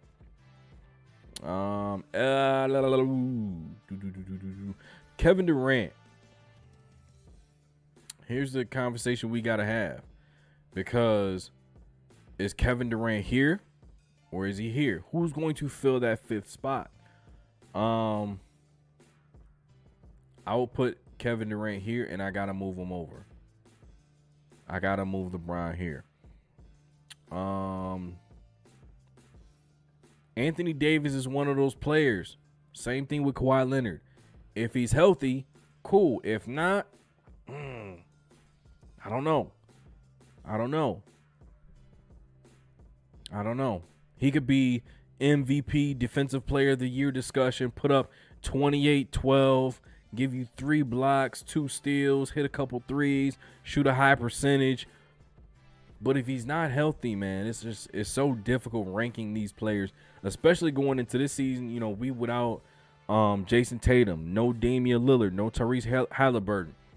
So it's a lot of players down with an injury. You know what? I'm going to do something too. I'm going to give somebody some respect real quick. I almost did it. Can I do that? Can I do it? I'm put Trae Young there. I'm going to put him there for right now. Just for right now, I'm going to put him up there. Ant-Man. And this is unorthodox. I don't care. It's my channel, not y'all's. Anthony Edwards, where are you at? right here. I'm gonna put Ant-Man in the same tier with Bron, KD, Devin Booker. Where do we put Devin Booker? They just said that they're gonna move him to be a point guard now. Don't really know how I feel about that, considering the fact that the man has the ability to go and get you 70 points, but you want to tie him down to a point guard position.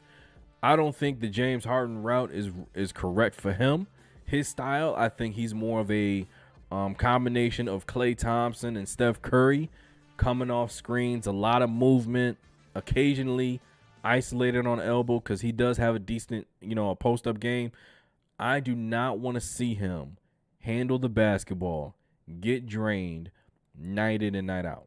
I absolutely do not want to see that for him. The fact that's probably where we're heading, it's a shame. Excuse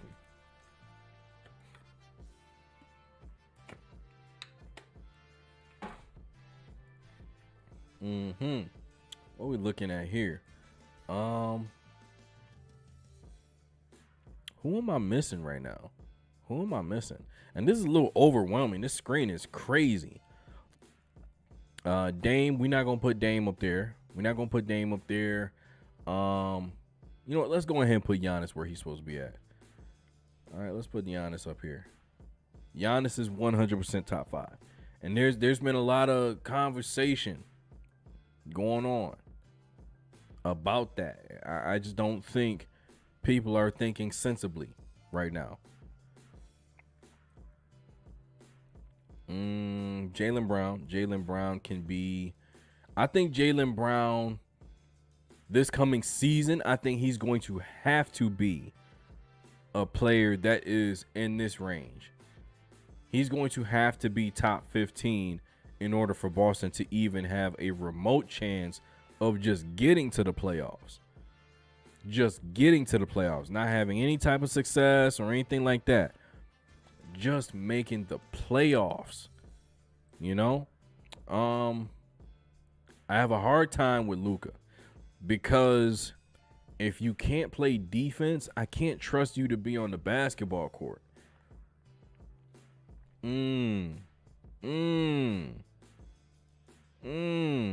See, I just made a mistake somewhere and I don't like it. You know what? I know this is tough, man. This is tough. Where we gonna put Steph at?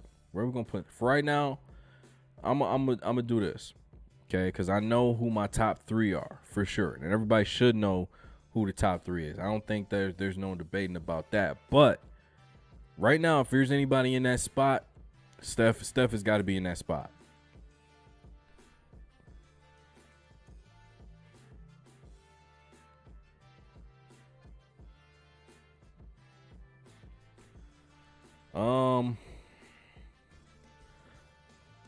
Excuse me.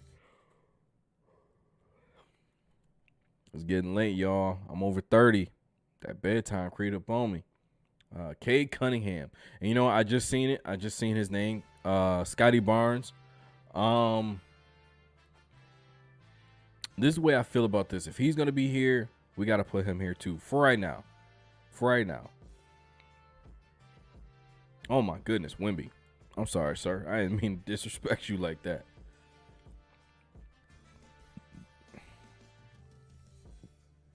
Is Wemby top 10? Already? Who would I have him up? Who would I have in front of him? That's the question. If Wemby is not top 10, who's going to be in front of him? I got to move Banchero up. I've seen enough. He's definitely top 25. We can start shuffling people around after a while. He's definitely top 5. Don't know about Scotty Barnes yet. I don't know if he's up there. Scariest person on this page right now, Amin Thompson. Amin is mean. All right? Mean game. Mean game to him. Would I swap out? Is LeBron even in the top 10? Is KD in the top 10? Should one of these players be in the top 5? You know what? I'm not gonna be stupid. I'm gonna put Luka. Go back to your spot. I'm put Devin Booker here. These players, and the reason why I say here is because these are the players I would probably consider taking before Wemby.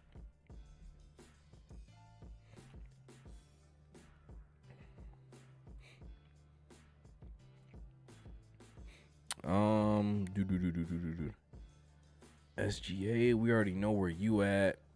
Actually, no. A lot of people may not know where SGA at because people been getting a little crazy. Now, I said no Tatum.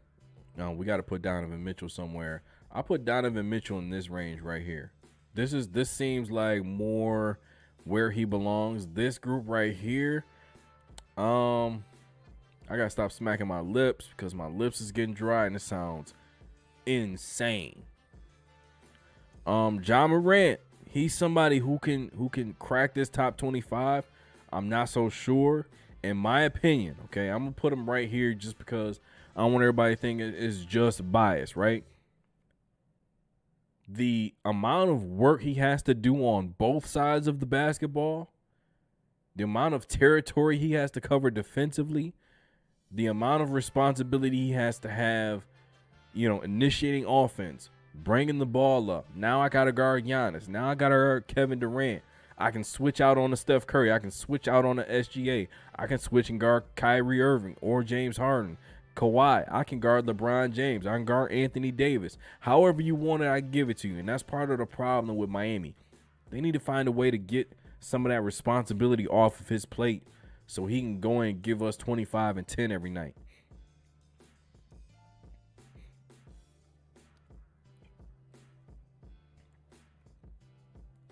Sabonis, I think Sabonis can be on this list. I'll put him right there. We'll get Fox, and we'll put him up there too. Because like I said, some of these injuries, we can make room with some people. All right, we can make some room. And obviously, look, after I sit back and look at the list, all right, we'll make some adjustments. There's a couple people missing. Obviously, like I said, Tatum, we're not gonna add him in. Damian Lillard, we're not gonna add him in. Halliburton, we're not gonna add him in. That's 3 players. That's honestly probably these 3 spots right here, and then we know who the 2 guys are going right here. So, those 3 guys, we would have to find a way to replace them going into next season. Who would be a player that we say, you know what, you can take that leap into this conversation? Would I say Tyler Hero is in here? The thing about Tyler Hero is he can get you 25, 5, and 5, but he is a defensive liability. I just want to look around. Anthony Davis, yeah, let's not be disrespectful. Let's put Anthony Davis. Is he here? Like I said, we'll shuffle all this around in just a minute. I'll put Tyler in there. I'll put Tyler in there for right now because, like I said, with those injuries, spots have opened up. We'll see how it shakes out, but 25, 5, and 5, very respectable. Also got to show love. Champion, PG. Like I said, other people are out. He can step in. There's one player on this list who is also injured, and I want to make sure we understand. Kyrie Irving definitely belongs in this conversation, but I'm not putting injured players up there. I think we good for right now. I think we good. I don't think Jalen Williams has ascended to that spot yet. Draymond ain't up there. Wiggins, he definitely not up there. Jordan Poole, I'm not gonna put Ball up there because, quite frankly, he gets numbers. High school kids, young athletes, they love him, but he ain't winning nothing. All right, and let's go get where SGA? SGA down here. All right, now let's rearrange some things, okay? Number 1, I don't think there's any debate. The man triple-double as a center and arguably gonna go down in history. He's gonna end up hovering around that top 10 spot. Him and Giannis. I got SGA behind Giannis. All right. SGA has not passed up Giannis Antetokounmpo. People are going crazy. All right. And here's the reason why I say SGA has not passed up Giannis. Giannis is absolutely dominant. SGA, he's going to have nights where he's not dominant. He's going to put up 30 shots to get 30 points. I don't see SGA being dominant every single night and efficient. Giannis being dominant and efficient looks like 50 points, 14 rebounds, several blocks in the NBA Finals. That's what that looks like. Joker being dominant is a 60-point triple-double. That's a 60-point, 20 rebound, 20 assist triple-double, something crazy like that. Like, it just looks different. SGA can drop 50, 55, maybe. I mean, look, sky's the limit, right? But it just looks and feels different when you put all of their dominant performances side by side. And then you look at the stat sheet. Joker should have several MVPs more than what he has. At least 5. He should have at least 5. Giannis should have maybe 1 or 2 more. He's also a defensive player of the year in the same season. You cannot argue with that. You can't. Steph Curry is still Steph Curry. Steph is still Steph, in my opinion. I'm not going to put Anthony Edwards up there. I'm not going to put Wemby up there. I think Steph is better than KD and LeBron. Luka defensively is still a liability. He can give you 38 and 8, but he's still going to give up 38 and 8 to whoever's on the other side. That's a liability. That's not going to put you past Steph Curry. It's crazy that we have this conversation, but Steph Curry is a better defender than somebody. And he's a lethal weapon. So Joker, Giannis, SGA, Steph, Luka. Right now, I multiple conference finals. I'm not gonna be disrespectful. KD, Bron, Anthony Edwards, Wemby, Devin Booker. When we get here, I'll take Anthony Dave. Here's the conversation. All right, I don't like the Knicks too much, but I would take Jalen Brunson before I take these 3 right here. Would I take him before I take anybody down here? Yes. You know what? Like I said, biased out of it. Jalen Brunson is fine right there. I'm going to move Donovan Mitchell up here. Yep, right here. Jaylen Brown's good at 15. So I like this right here. Jaylen Brown ahead of Trae Young. I might have to take Trae Young up here. Yep. And move Jaylen Brown down here. Jaylen Brown ahead of Cade. No, I don't think he's better than Cade. I don't think he's better than Jimmy Butler. I will take Jimmy Butler ahead of James Harden. Will I take James Harden ahead of Jaylen Brown? No. I'm not going to take Jamal Murray ahead of James Harden. No. Paolo. This is questionable. So we can have. I'm not taking. Nah. This is tough. I'm not going to take Jaylen Brown before I take Bam Adebayo. Move Jaylen Brown down here. Sabonis, Fox, and Hero. I think this is about right here. Let me see. Double check. I'm going to look over the list. All right, see if I see anybody. Like I said, injuries will not be added to this list. No Hallie, no Kyrie, no Dame, no Tatum. No injuries will be added to this list. Brandon Ingram, we can get you an honorable mention. But again, you're never healthy. Maxey, same thing, honorable mention.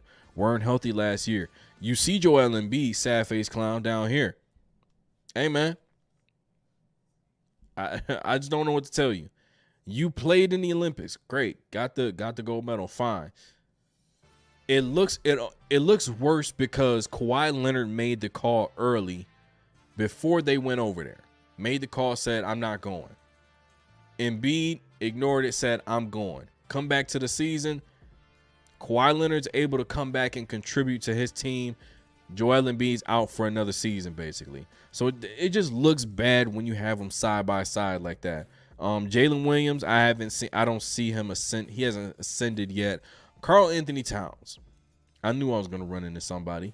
Karl Anthony Towns, would I take him ahead of? I take Cat ahead of Tyler Hero. I take Cat ahead of Tyler Hero. Oh my, what am I saying? Oh my goodness, the mean old line. Y'all ever seen The Wiz with Michael Jackson? Check that out. Now we can make some rearranging here. I don't think he's better than Jimmy. So I'll go. I think this is satisfactory. Right here.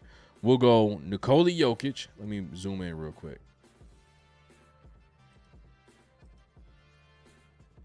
All right. Exit out all this nonsense. We'll go Nikola Jokic 1, Giannis 2, SGA 3, Curry 4, Luka 5, KD, Bron, Ant-Man, Wemby, Devin Booker, Kawhi, Brunson, Mitchell, AD, Trae Young, Cade, Jimmy, Cat, James, Jamal Murray over Bam Adebayo. I don't think so.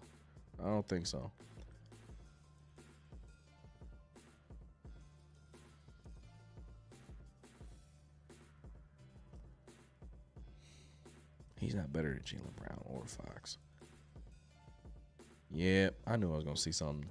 Cade Cunningham, Jimmy Butler, Cat, James, Bam, Paolo, Sabonis, Jaylen Brown, De'Aaron Fox, Jamal Murray.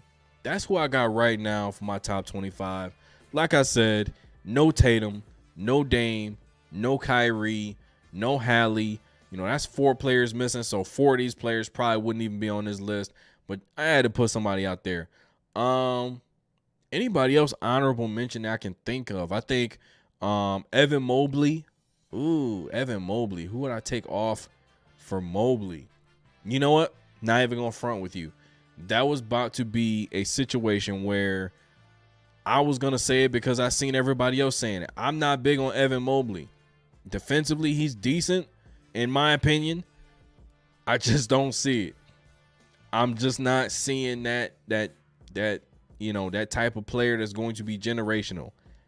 I don't know. Maybe it's just me.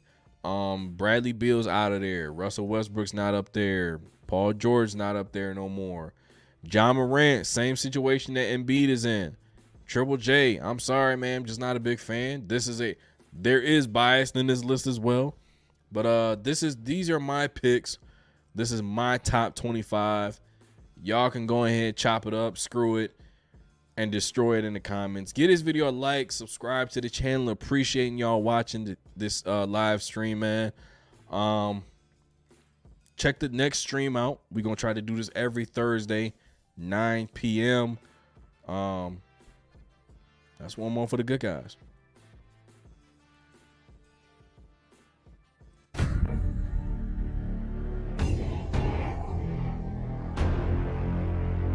Do not go gentle into that good night. Rage against the dying of the light.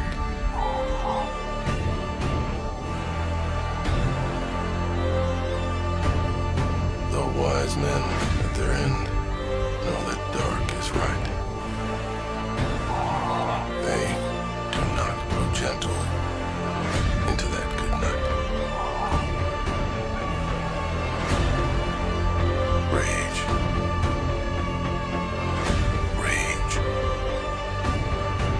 against the dying of the light.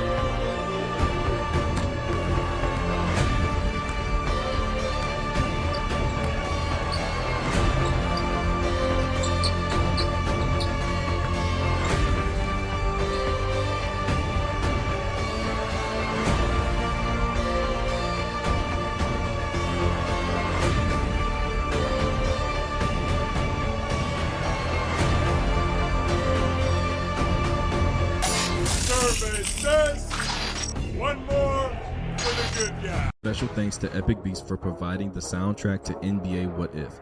Click the link down below in the description to check him out on other platforms and show support.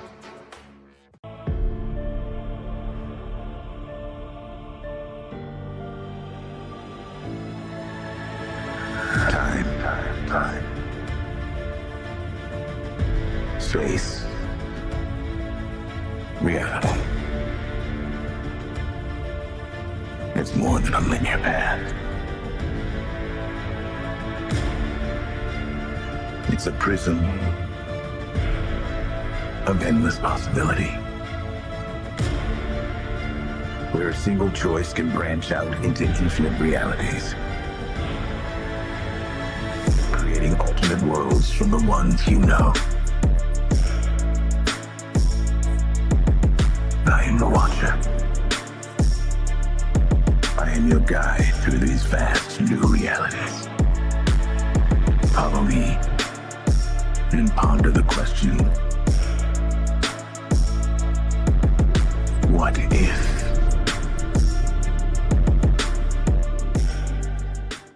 The early 2000s marked a new era for the NBA. The Michael Jordan era had officially ended, and a new crop of stars were ready to take over. Kobe and Shaq, Allen Iverson, Kevin Garnett, Vince Carter, Ray Allen, Paul Pierce. But a little known fact is that two of these stars, Tim Duncan and Tracy McGrady, nearly became one of the greatest dynamic duos the game had ever seen. What if Tim Duncan had signed with the Orlando Magic in the year 2000? Drafted in 1997, 9th overall by the Toronto Raptors, Tracy McGrady showed great promise early in his career. So much promise that he was nearly traded for Scottie Pippen. Of course, Michael Jordan said, Hell no! He was athletic and skilled and had talent you simply couldn't teach. But after the Toronto Raptors drafted his legendary cousin, Vince Carter, Tracy McGrady thrived in the six-man role. The problem was that he knew what everybody else knew. That role was just simply too small for him. Enter the Orlando Magic. The Magic was searching for its first star since Shaq and Penny, and Tracy McGrady was looking to run his own show. It was a perfect match. T-Mac would go on to sign a 7-year, $93 million contract in the summer of 2000 with the Orlando Magic. In 2000-2001, T-Mac became one of the biggest stars in the NBA. That year, T-Mac averaged 26.8 points a game, 7.5 rebounds, 4.6 assists, 1.5 steals, 1.5 blocks on 46, 35, 73 splits. The Magic finished 43-39 that season and lost 3-1 to the Bucks in the playoffs. Before being traded in the summer of 2004, T-Mac stamped himself as one of the best scorers of his generation. As a member of the Magic, T-Mac had 3 top 6 MVP finishes, a career-high 32.1 points per game, 4-time All-NBA selection, 26 40-point games, 3 50-point games, and 1 60-point game. He was a 2-time scoring champion, most improved player of the year, and a 4-time All-Star in his years with the Orlando Magic. Another member of the 1997 NBA draft, Tim Duncan, went first overall to the San Antonio Spurs. In contrast to Tracy McGrady, Duncan was off to a very fast start prior to free agency in 2000.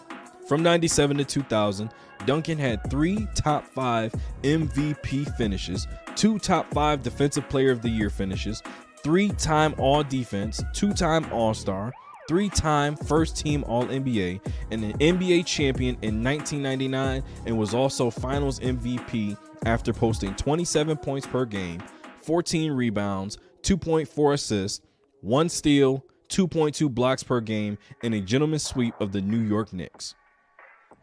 When the summer of 2000 came around, the balance of power could have shifted in a way that would completely rewrite NBA history. That summer, names like Tim Hardaway of the Miami Heat, Cuttino Mobley of the Rockets, Grant Hill of the Pistons, Glenn Rice of the Lakers, Reggie Miller of the Pacers, Tracy McGrady of the Raptors, and Tim Duncan of the San Antonio Spurs were all set to hit free agency. Duncan ultimately chose to return to the Spurs, a decision that would serve him well for the entirety of his career. From 2000 to 2004, Duncan would battle the Lakers for supremacy out west. In 4 straight meetings in the playoffs, San Antonio went 1-3 versus LA in that span, beating the Lakers in 6 games en route to a second NBA championship in the Duncan era in the year 2003. In those 4 seasons, Tim Duncan won 2 MVPs with 4 top 2 finishes, 4-time All-Defense, 4-time First-Team All-NBA, 4-time All-Star, 2-time champion, 2-time Finals MVP, posting stats of 24 points per game, 17 rebounds, 5 assists, 1 steal, 5 blocks in 6 games versus the New Jersey Nets in 2003 to capture his second championship.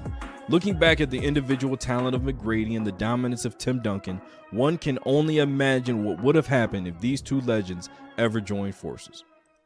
When this what-if scenario was brought to Grant Hill's attention, he actually confirmed that this was almost a reality. He was ready to join y'all in Orlando until Doc Rivers said, no, your family cannot come on the team plane, and that's what made him stay in San Antonio? Rachel, not only have I heard that, I was there. Oh. I was on the same, I made my visit with Tim Duncan. Okay. And I was at the dinner when someone in Tim's entourage, I'll just leave it that way, asked Doc, can significant others travel on the plane? It was a deal breaker at dinner with Tim Duncan, Grant Hill, Timmy's, I think it was fiance at the time. And I think she asked Doc Rivers a question about can, the spouse fly on the family fly on the team plane? Mm-hmm. And I think Doc answered that, in a way that she didn't like it. And I think that was the deal breaker. Doc said no. In order to paint a more realistic picture of what this duo would have looked like, we will be using a number of approaches: win shares, stats, roster makeup, Eastern Conference landscape, and how the players' abilities complement each other. For the sake of this conversation, we will be assuming that Grant Hill was still injured for most of the time from 2000 to 2004. Let's start with the players themselves. Tracy McGrady stands at 6'8", 210 pounds. He was a limitless scorer, had good enough handle to get anywhere he wanted to on the basketball court. He was able to raise up and shoot over anyone. He can go left, he can go right, he can score with his back to the basket, he can get downhill. And if you are a big, take caution, because Tracy McGrady was a flight risk. 2 of the more underrated parts of his bag was his scoring without the basketball and his passing. Not really known for his defense, but he was a willing defender. Along with his 28.1 points, 7 rebounds, 5 assists, he would post 1.5 steals and 1 block per game as well. Let's talk about the big fundamental. We often call Tim Duncan the greatest power forward ever, but I'm not sure we truly understand how great he was. We say Shaq is the most dominant big of the era, but Tim Duncan was not that far behind. His post-up game was unstoppable, turnover each shoulder, face-up game was just as lethal, his bag on the block was bigger than Santa's if there was no naughty list, not to mention his ability to pick and pop and knock down the mid-range. On defense, he was just as much of a problem as he was on offense. His timing and basketball IQ made him a great shot blocker. His ability to communicate made him one of the best defensive anchors of all time. His ability to communicate on both sides of the basketball and dominate on both sides of the basketball is what made him a back-to-back MVP of the league. From 2000 to 2004, Duncan posted averages of 23 points per game, 12.6 rebounds, 3.4 assists, and 2.6 blocks per game. Now, an irresponsible fan would jump to the conclusion that they'd be just an Eastern Conference version of Kobe and Shaq and win all of these rings, that they would be just as dominant in the Eastern Conference as Kobe and Shaq were out west. But that isn't the case automatically. Yes, you'd be adding Tim Duncan to the Orlando Magic, but the Spurs were much better at building a team around its star forward. Tony Parker, Ginobili, Ori, Malik Rose, David Robinson, Bruce Bowen, Jackson, Finley, and even Coach Popovich. When you look at the Orlando Magic roster, it's hard to believe that they were championship ready, but it's also not hard to believe in the dominance of Tim Duncan being added to the phenom that is Tracy McGrady. In the year 2000-2001, the Orlando Magic posted a starting 5 of Darrell Armstrong, Tracy McGrady, Mike Miller, Bo Outlaw, and a combination at the center position of Michael Doliak and Andrew DeClercq. That roster was good enough for 43-39, a 7th seed in the Eastern Conference, posting 97.5 points per game, 6th in the league, 96.5 opponent points per game, 18th in the league, 103.2 offensive rating, 14th in the league, 102.1 defensive rating, 10th in the league, and they went on to lose to the Milwaukee Bucks in the NBA playoffs 3-1 in the first round. You would be adding Tim Duncan to the 2000-2001 Orlando Magic for that NBA season. You would be adding 13.2 win shares from Tim Duncan, which would ultimately translate to roughly 53 wins. Offensively and defensively, his presence would help this team immensely. They would instantly become a top 3 offense in the NBA, and they will also become a top 10 defense in the NBA. In 30 games versus the Eastern Conference, Tim Duncan would post 21.5 points per game, 11.7 rebounds, 3 assists, and his performance ratings were relatively the same, translating East versus West. In this scenario, we're going to be viewing the 2000-2001 Orlando Magic as a 53-win, 29-loss, 2nd seed in the Eastern Conference. In this scenario, their journey will take them through the Charlotte Hornets, the Milwaukee Bucks, and the Philadelphia 76ers en route to a trip to the NBA Finals. The first challenge to the Tim Duncan, Tracy McGrady pairing will be the Charlotte Hornets. Right off the bat, looking at the numbers, 31-17 for Duncan, 25-5 for Tracy McGrady versus the Hornets makes this a sweep in my book. In the next round, the Milwaukee Bucks. Looking at Tim Duncan's performance versus the Bucks, his numbers have come back down to earth just a little bit, but 21.5, 12.5 rebounds, and 1 block per game is nothing to scoff at. On the other hand, you look at Tracy McGrady, posting 28, 7.7, 4 assists per game with 2.6 steals. His performance is going to be enough to help the Orlando Magic get a 4-3 series win over the Milwaukee Bucks. And now looking at the Eastern Conference Finals matchup versus the Philadelphia 76ers, we can clearly see that Tim Duncan struggled against the Sixers. 19.5, 6 rebounds, 3 assists, 1.5 blocks, 57, 62.5 splits. We can see that the matchup for him was challenging, but you look at the other side of the coin where Tracy McGrady is posting 30 points, 5 rebounds, 5 assists, and he's shooting 40, 85, 30 splits. That's going to be enough for the Orlando Magic to get a 4-2 series win versus the Philadelphia 76ers and their stout defense. In the 2001 NBA Finals, we get an NBA Finals showdown for the ages. The post dominance and perimeter scoring that will be on display set the bar for what championship basketball would look like going forward.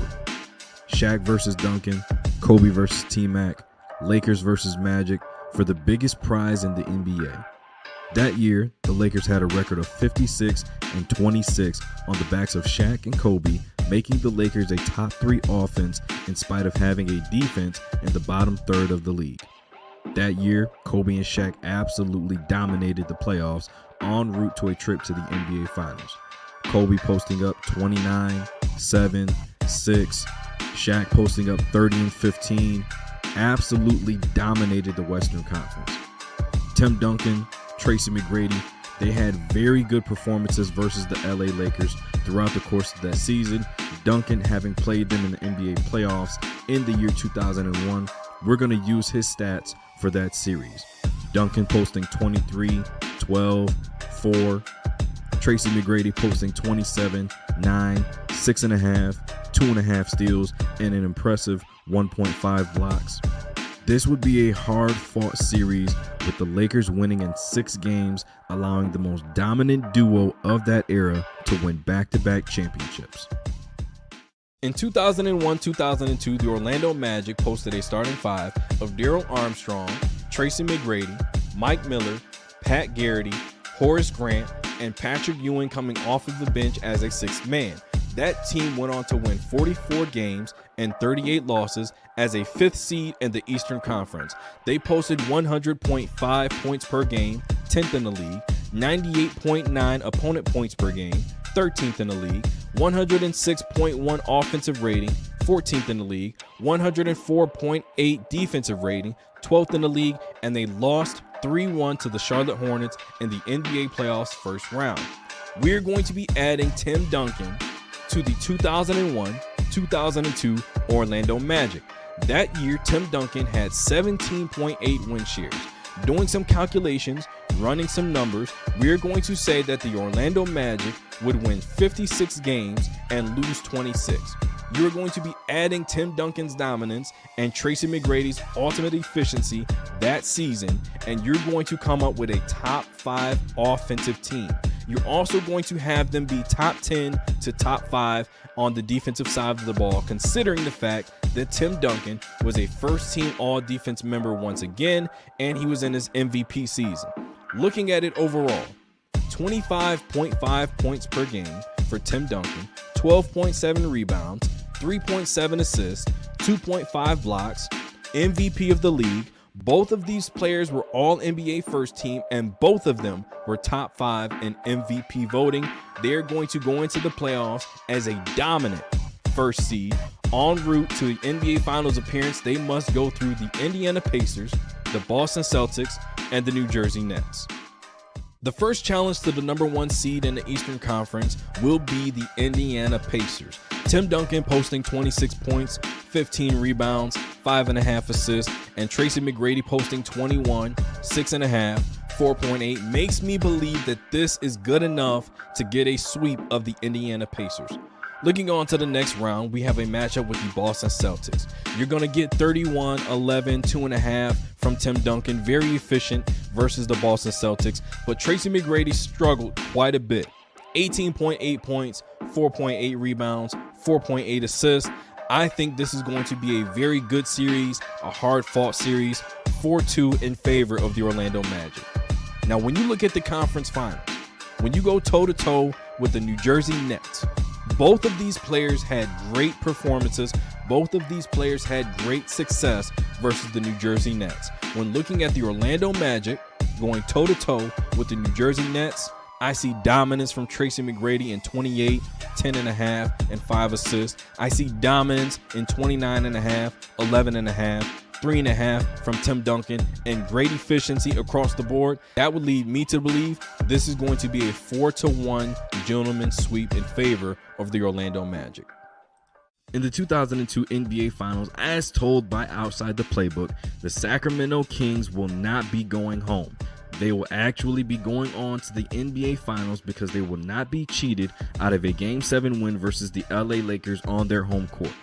That season, the Kings went 61-21 on the backs of a top 3 offense and a top 6 defense while playing the fastest pace in the league. Tim Duncan and Tracy McGrady had great success versus the Kings that year. Duncan going 22, 14.5 rebounds, 2.8 assists, 2.25 blocks, 45 and 92 splits. Tracy McGrady was dominant, going 32.5 points, 9.5 rebounds, 4 assists, 2.5 steals, 46, 44, and 80, and the Orlando Magic will win the NBA Finals versus the Sacramento Kings in the year 2002 with a record of 4 wins and 2 losses. The start of the 2002-2003 NBA season was not what the Orlando Magic had in mind. Even with T-Mac averaging a career-high 32.1 points per game, they got off to a 24-26 start heading into the All-Star break. Grant Hill was able to play 29 games before going down with a season-ending injury versus the Washington Wizards. They would ultimately have to make the decision to trade Mike Miller to the Memphis Grizzlies for the rookies Drew Gooden and Goran Dragic. The Magic would improve in the second half of the season, going 18-14 and 42-40 overall in the regular season. They posted averages of 98.5 points per game, which was 6th in the league, 98.4 opponent points per game, 24th in the league, 105.2 offensive rating, 10th in the league, and a 105 defensive rating, 20th in the league. Adding Tim Duncan's 2002-2003 season, to this Orlando Magic team would prove to be a major difference maker. The Magic not having a power forward at the time is what caused them to move Mike Miller, and Tim Duncan's presence would have made it vital to keep Miller versus using him as a trade asset. Duncan posted averages of 23.3 points per game, 12.9 rebounds, 3.9 assists, 2.9 blocks, 51 and 71 splits to earn his second league MVP. Duncan had an efficient season and was an elite offensive post presence, but his contributions would be felt more on the defensive side of the basketball. A first-team all-defensive team member, 94 defensive rating, and his near 3 blocks a game will bolster the defense with elite rim protection. To say they would be top 10 is not guaranteed, but based on his 6.9 defensive win shares, you can assume that the Orlando Magic will finish around 50-32 record on the season. This would make them a number 2 seed out east because using actual history from that season, the Pistons will own the tiebreaker over the Magic 2-1. Path to the NBA Finals for the 2 seed that year would have been Boston, New Jersey, and ultimately the Detroit Pistons. In 2003, the round 1 matchup will be the Orlando Magic versus the Boston Celtics. Tim Duncan was posting 20 points, 8.5 rebounds, 4.5 assists versus the Celtics that season, while Tracy McGrady averaged 30, 6.5, 4 assists of his own with 41, 72, 41 splits. In the playoffs, that would be good enough for a 4-game sweep of the Boston Celtics. On to round 2, the New Jersey Nets versus the Orlando Magic. Duncan posting 21, 14.5 rebounds, 4 assists, 44, 55, 100 splits, with Tracy McGrady adding 31 points, 8 rebounds, 6.8 assists on 45, 83, 32 splits. That would be good enough for a gentleman's sweep of the New Jersey Nets. On to the conference finals. Orlando Magic, Detroit Pistons. This is going to be a 7-game series. Tracy McGrady was putting up 33 points, 6.7 boards, 3.7 assists, shot 43, 83, 22 splits, with Tim Duncan posting 23.5 points, 16 rebounds, 2 blocks, 50 and 58 splits. This will be a hard-fought 7-game series with the Magic going 4-3 in that series to go on to the NBA Finals. The Magic, T-Mac, and Tim Duncan are then gifted with the opportunity to avenge the what-if loss to the Los Angeles Lakers from our 2001 simulation. Because Tim Duncan beat the Lakers in the 2003 playoffs, Western Conference semifinals, we will be using those stats. Now, I have the Magic winning 4-2 and clinching their 2nd consecutive NBA championship on the heels of Tim Duncan posting 28 points, 11.8 boards, 4.8 assists, 1.3 blocks, 53 and 70 splits. Tracy McGrady posting 30 points, 4.5 rebounds, 4.5 assists, 47, 68, 100 splits. Dominant fashion, even though the series was 4-2. The 2003-2004 NBA season is the most difficult to hypothesize. That season, the Orlando Magic had one of the worst, if not the worst starts to an NBA season of all time. They started 1-19 through the first 20 games and only won 8 games through December of 2003.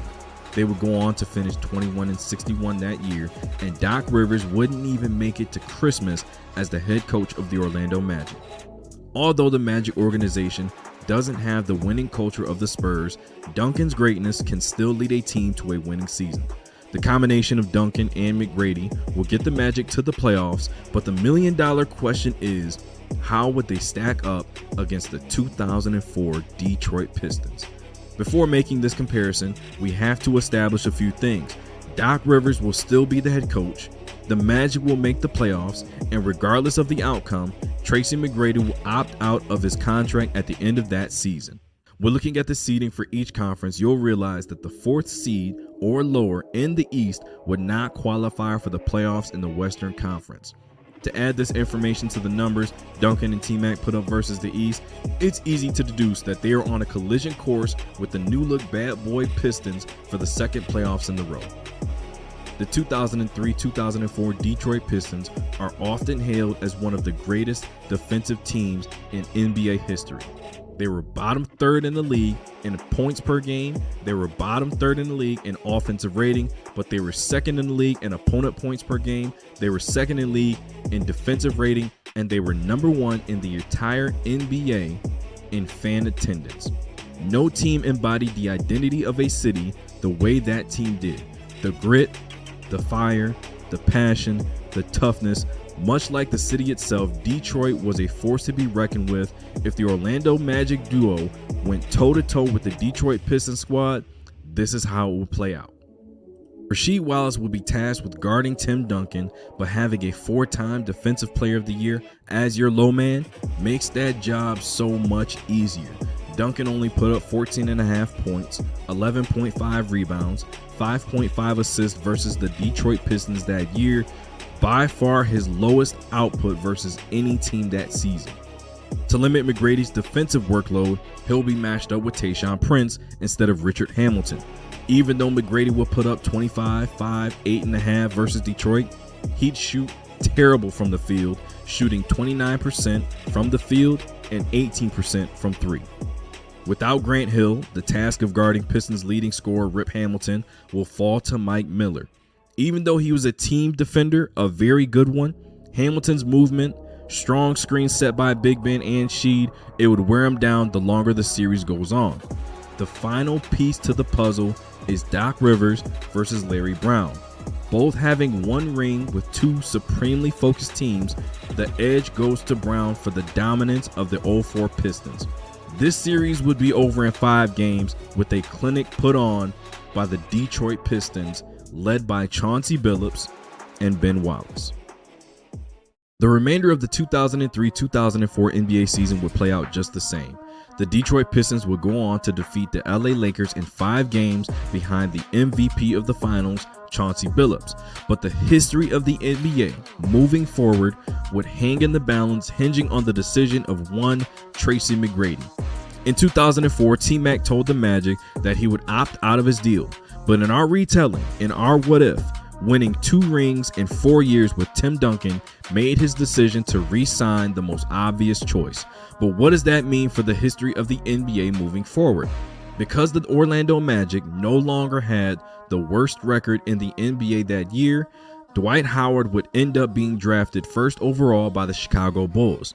Based on his development, that would mean Derrick Rose would not be the first overall pick to the Chicago Bulls. Derrick Rose could end up in a Miami Heat jersey next to Dwayne Wade. In the year 2005, Grant Hill returned to all-star form.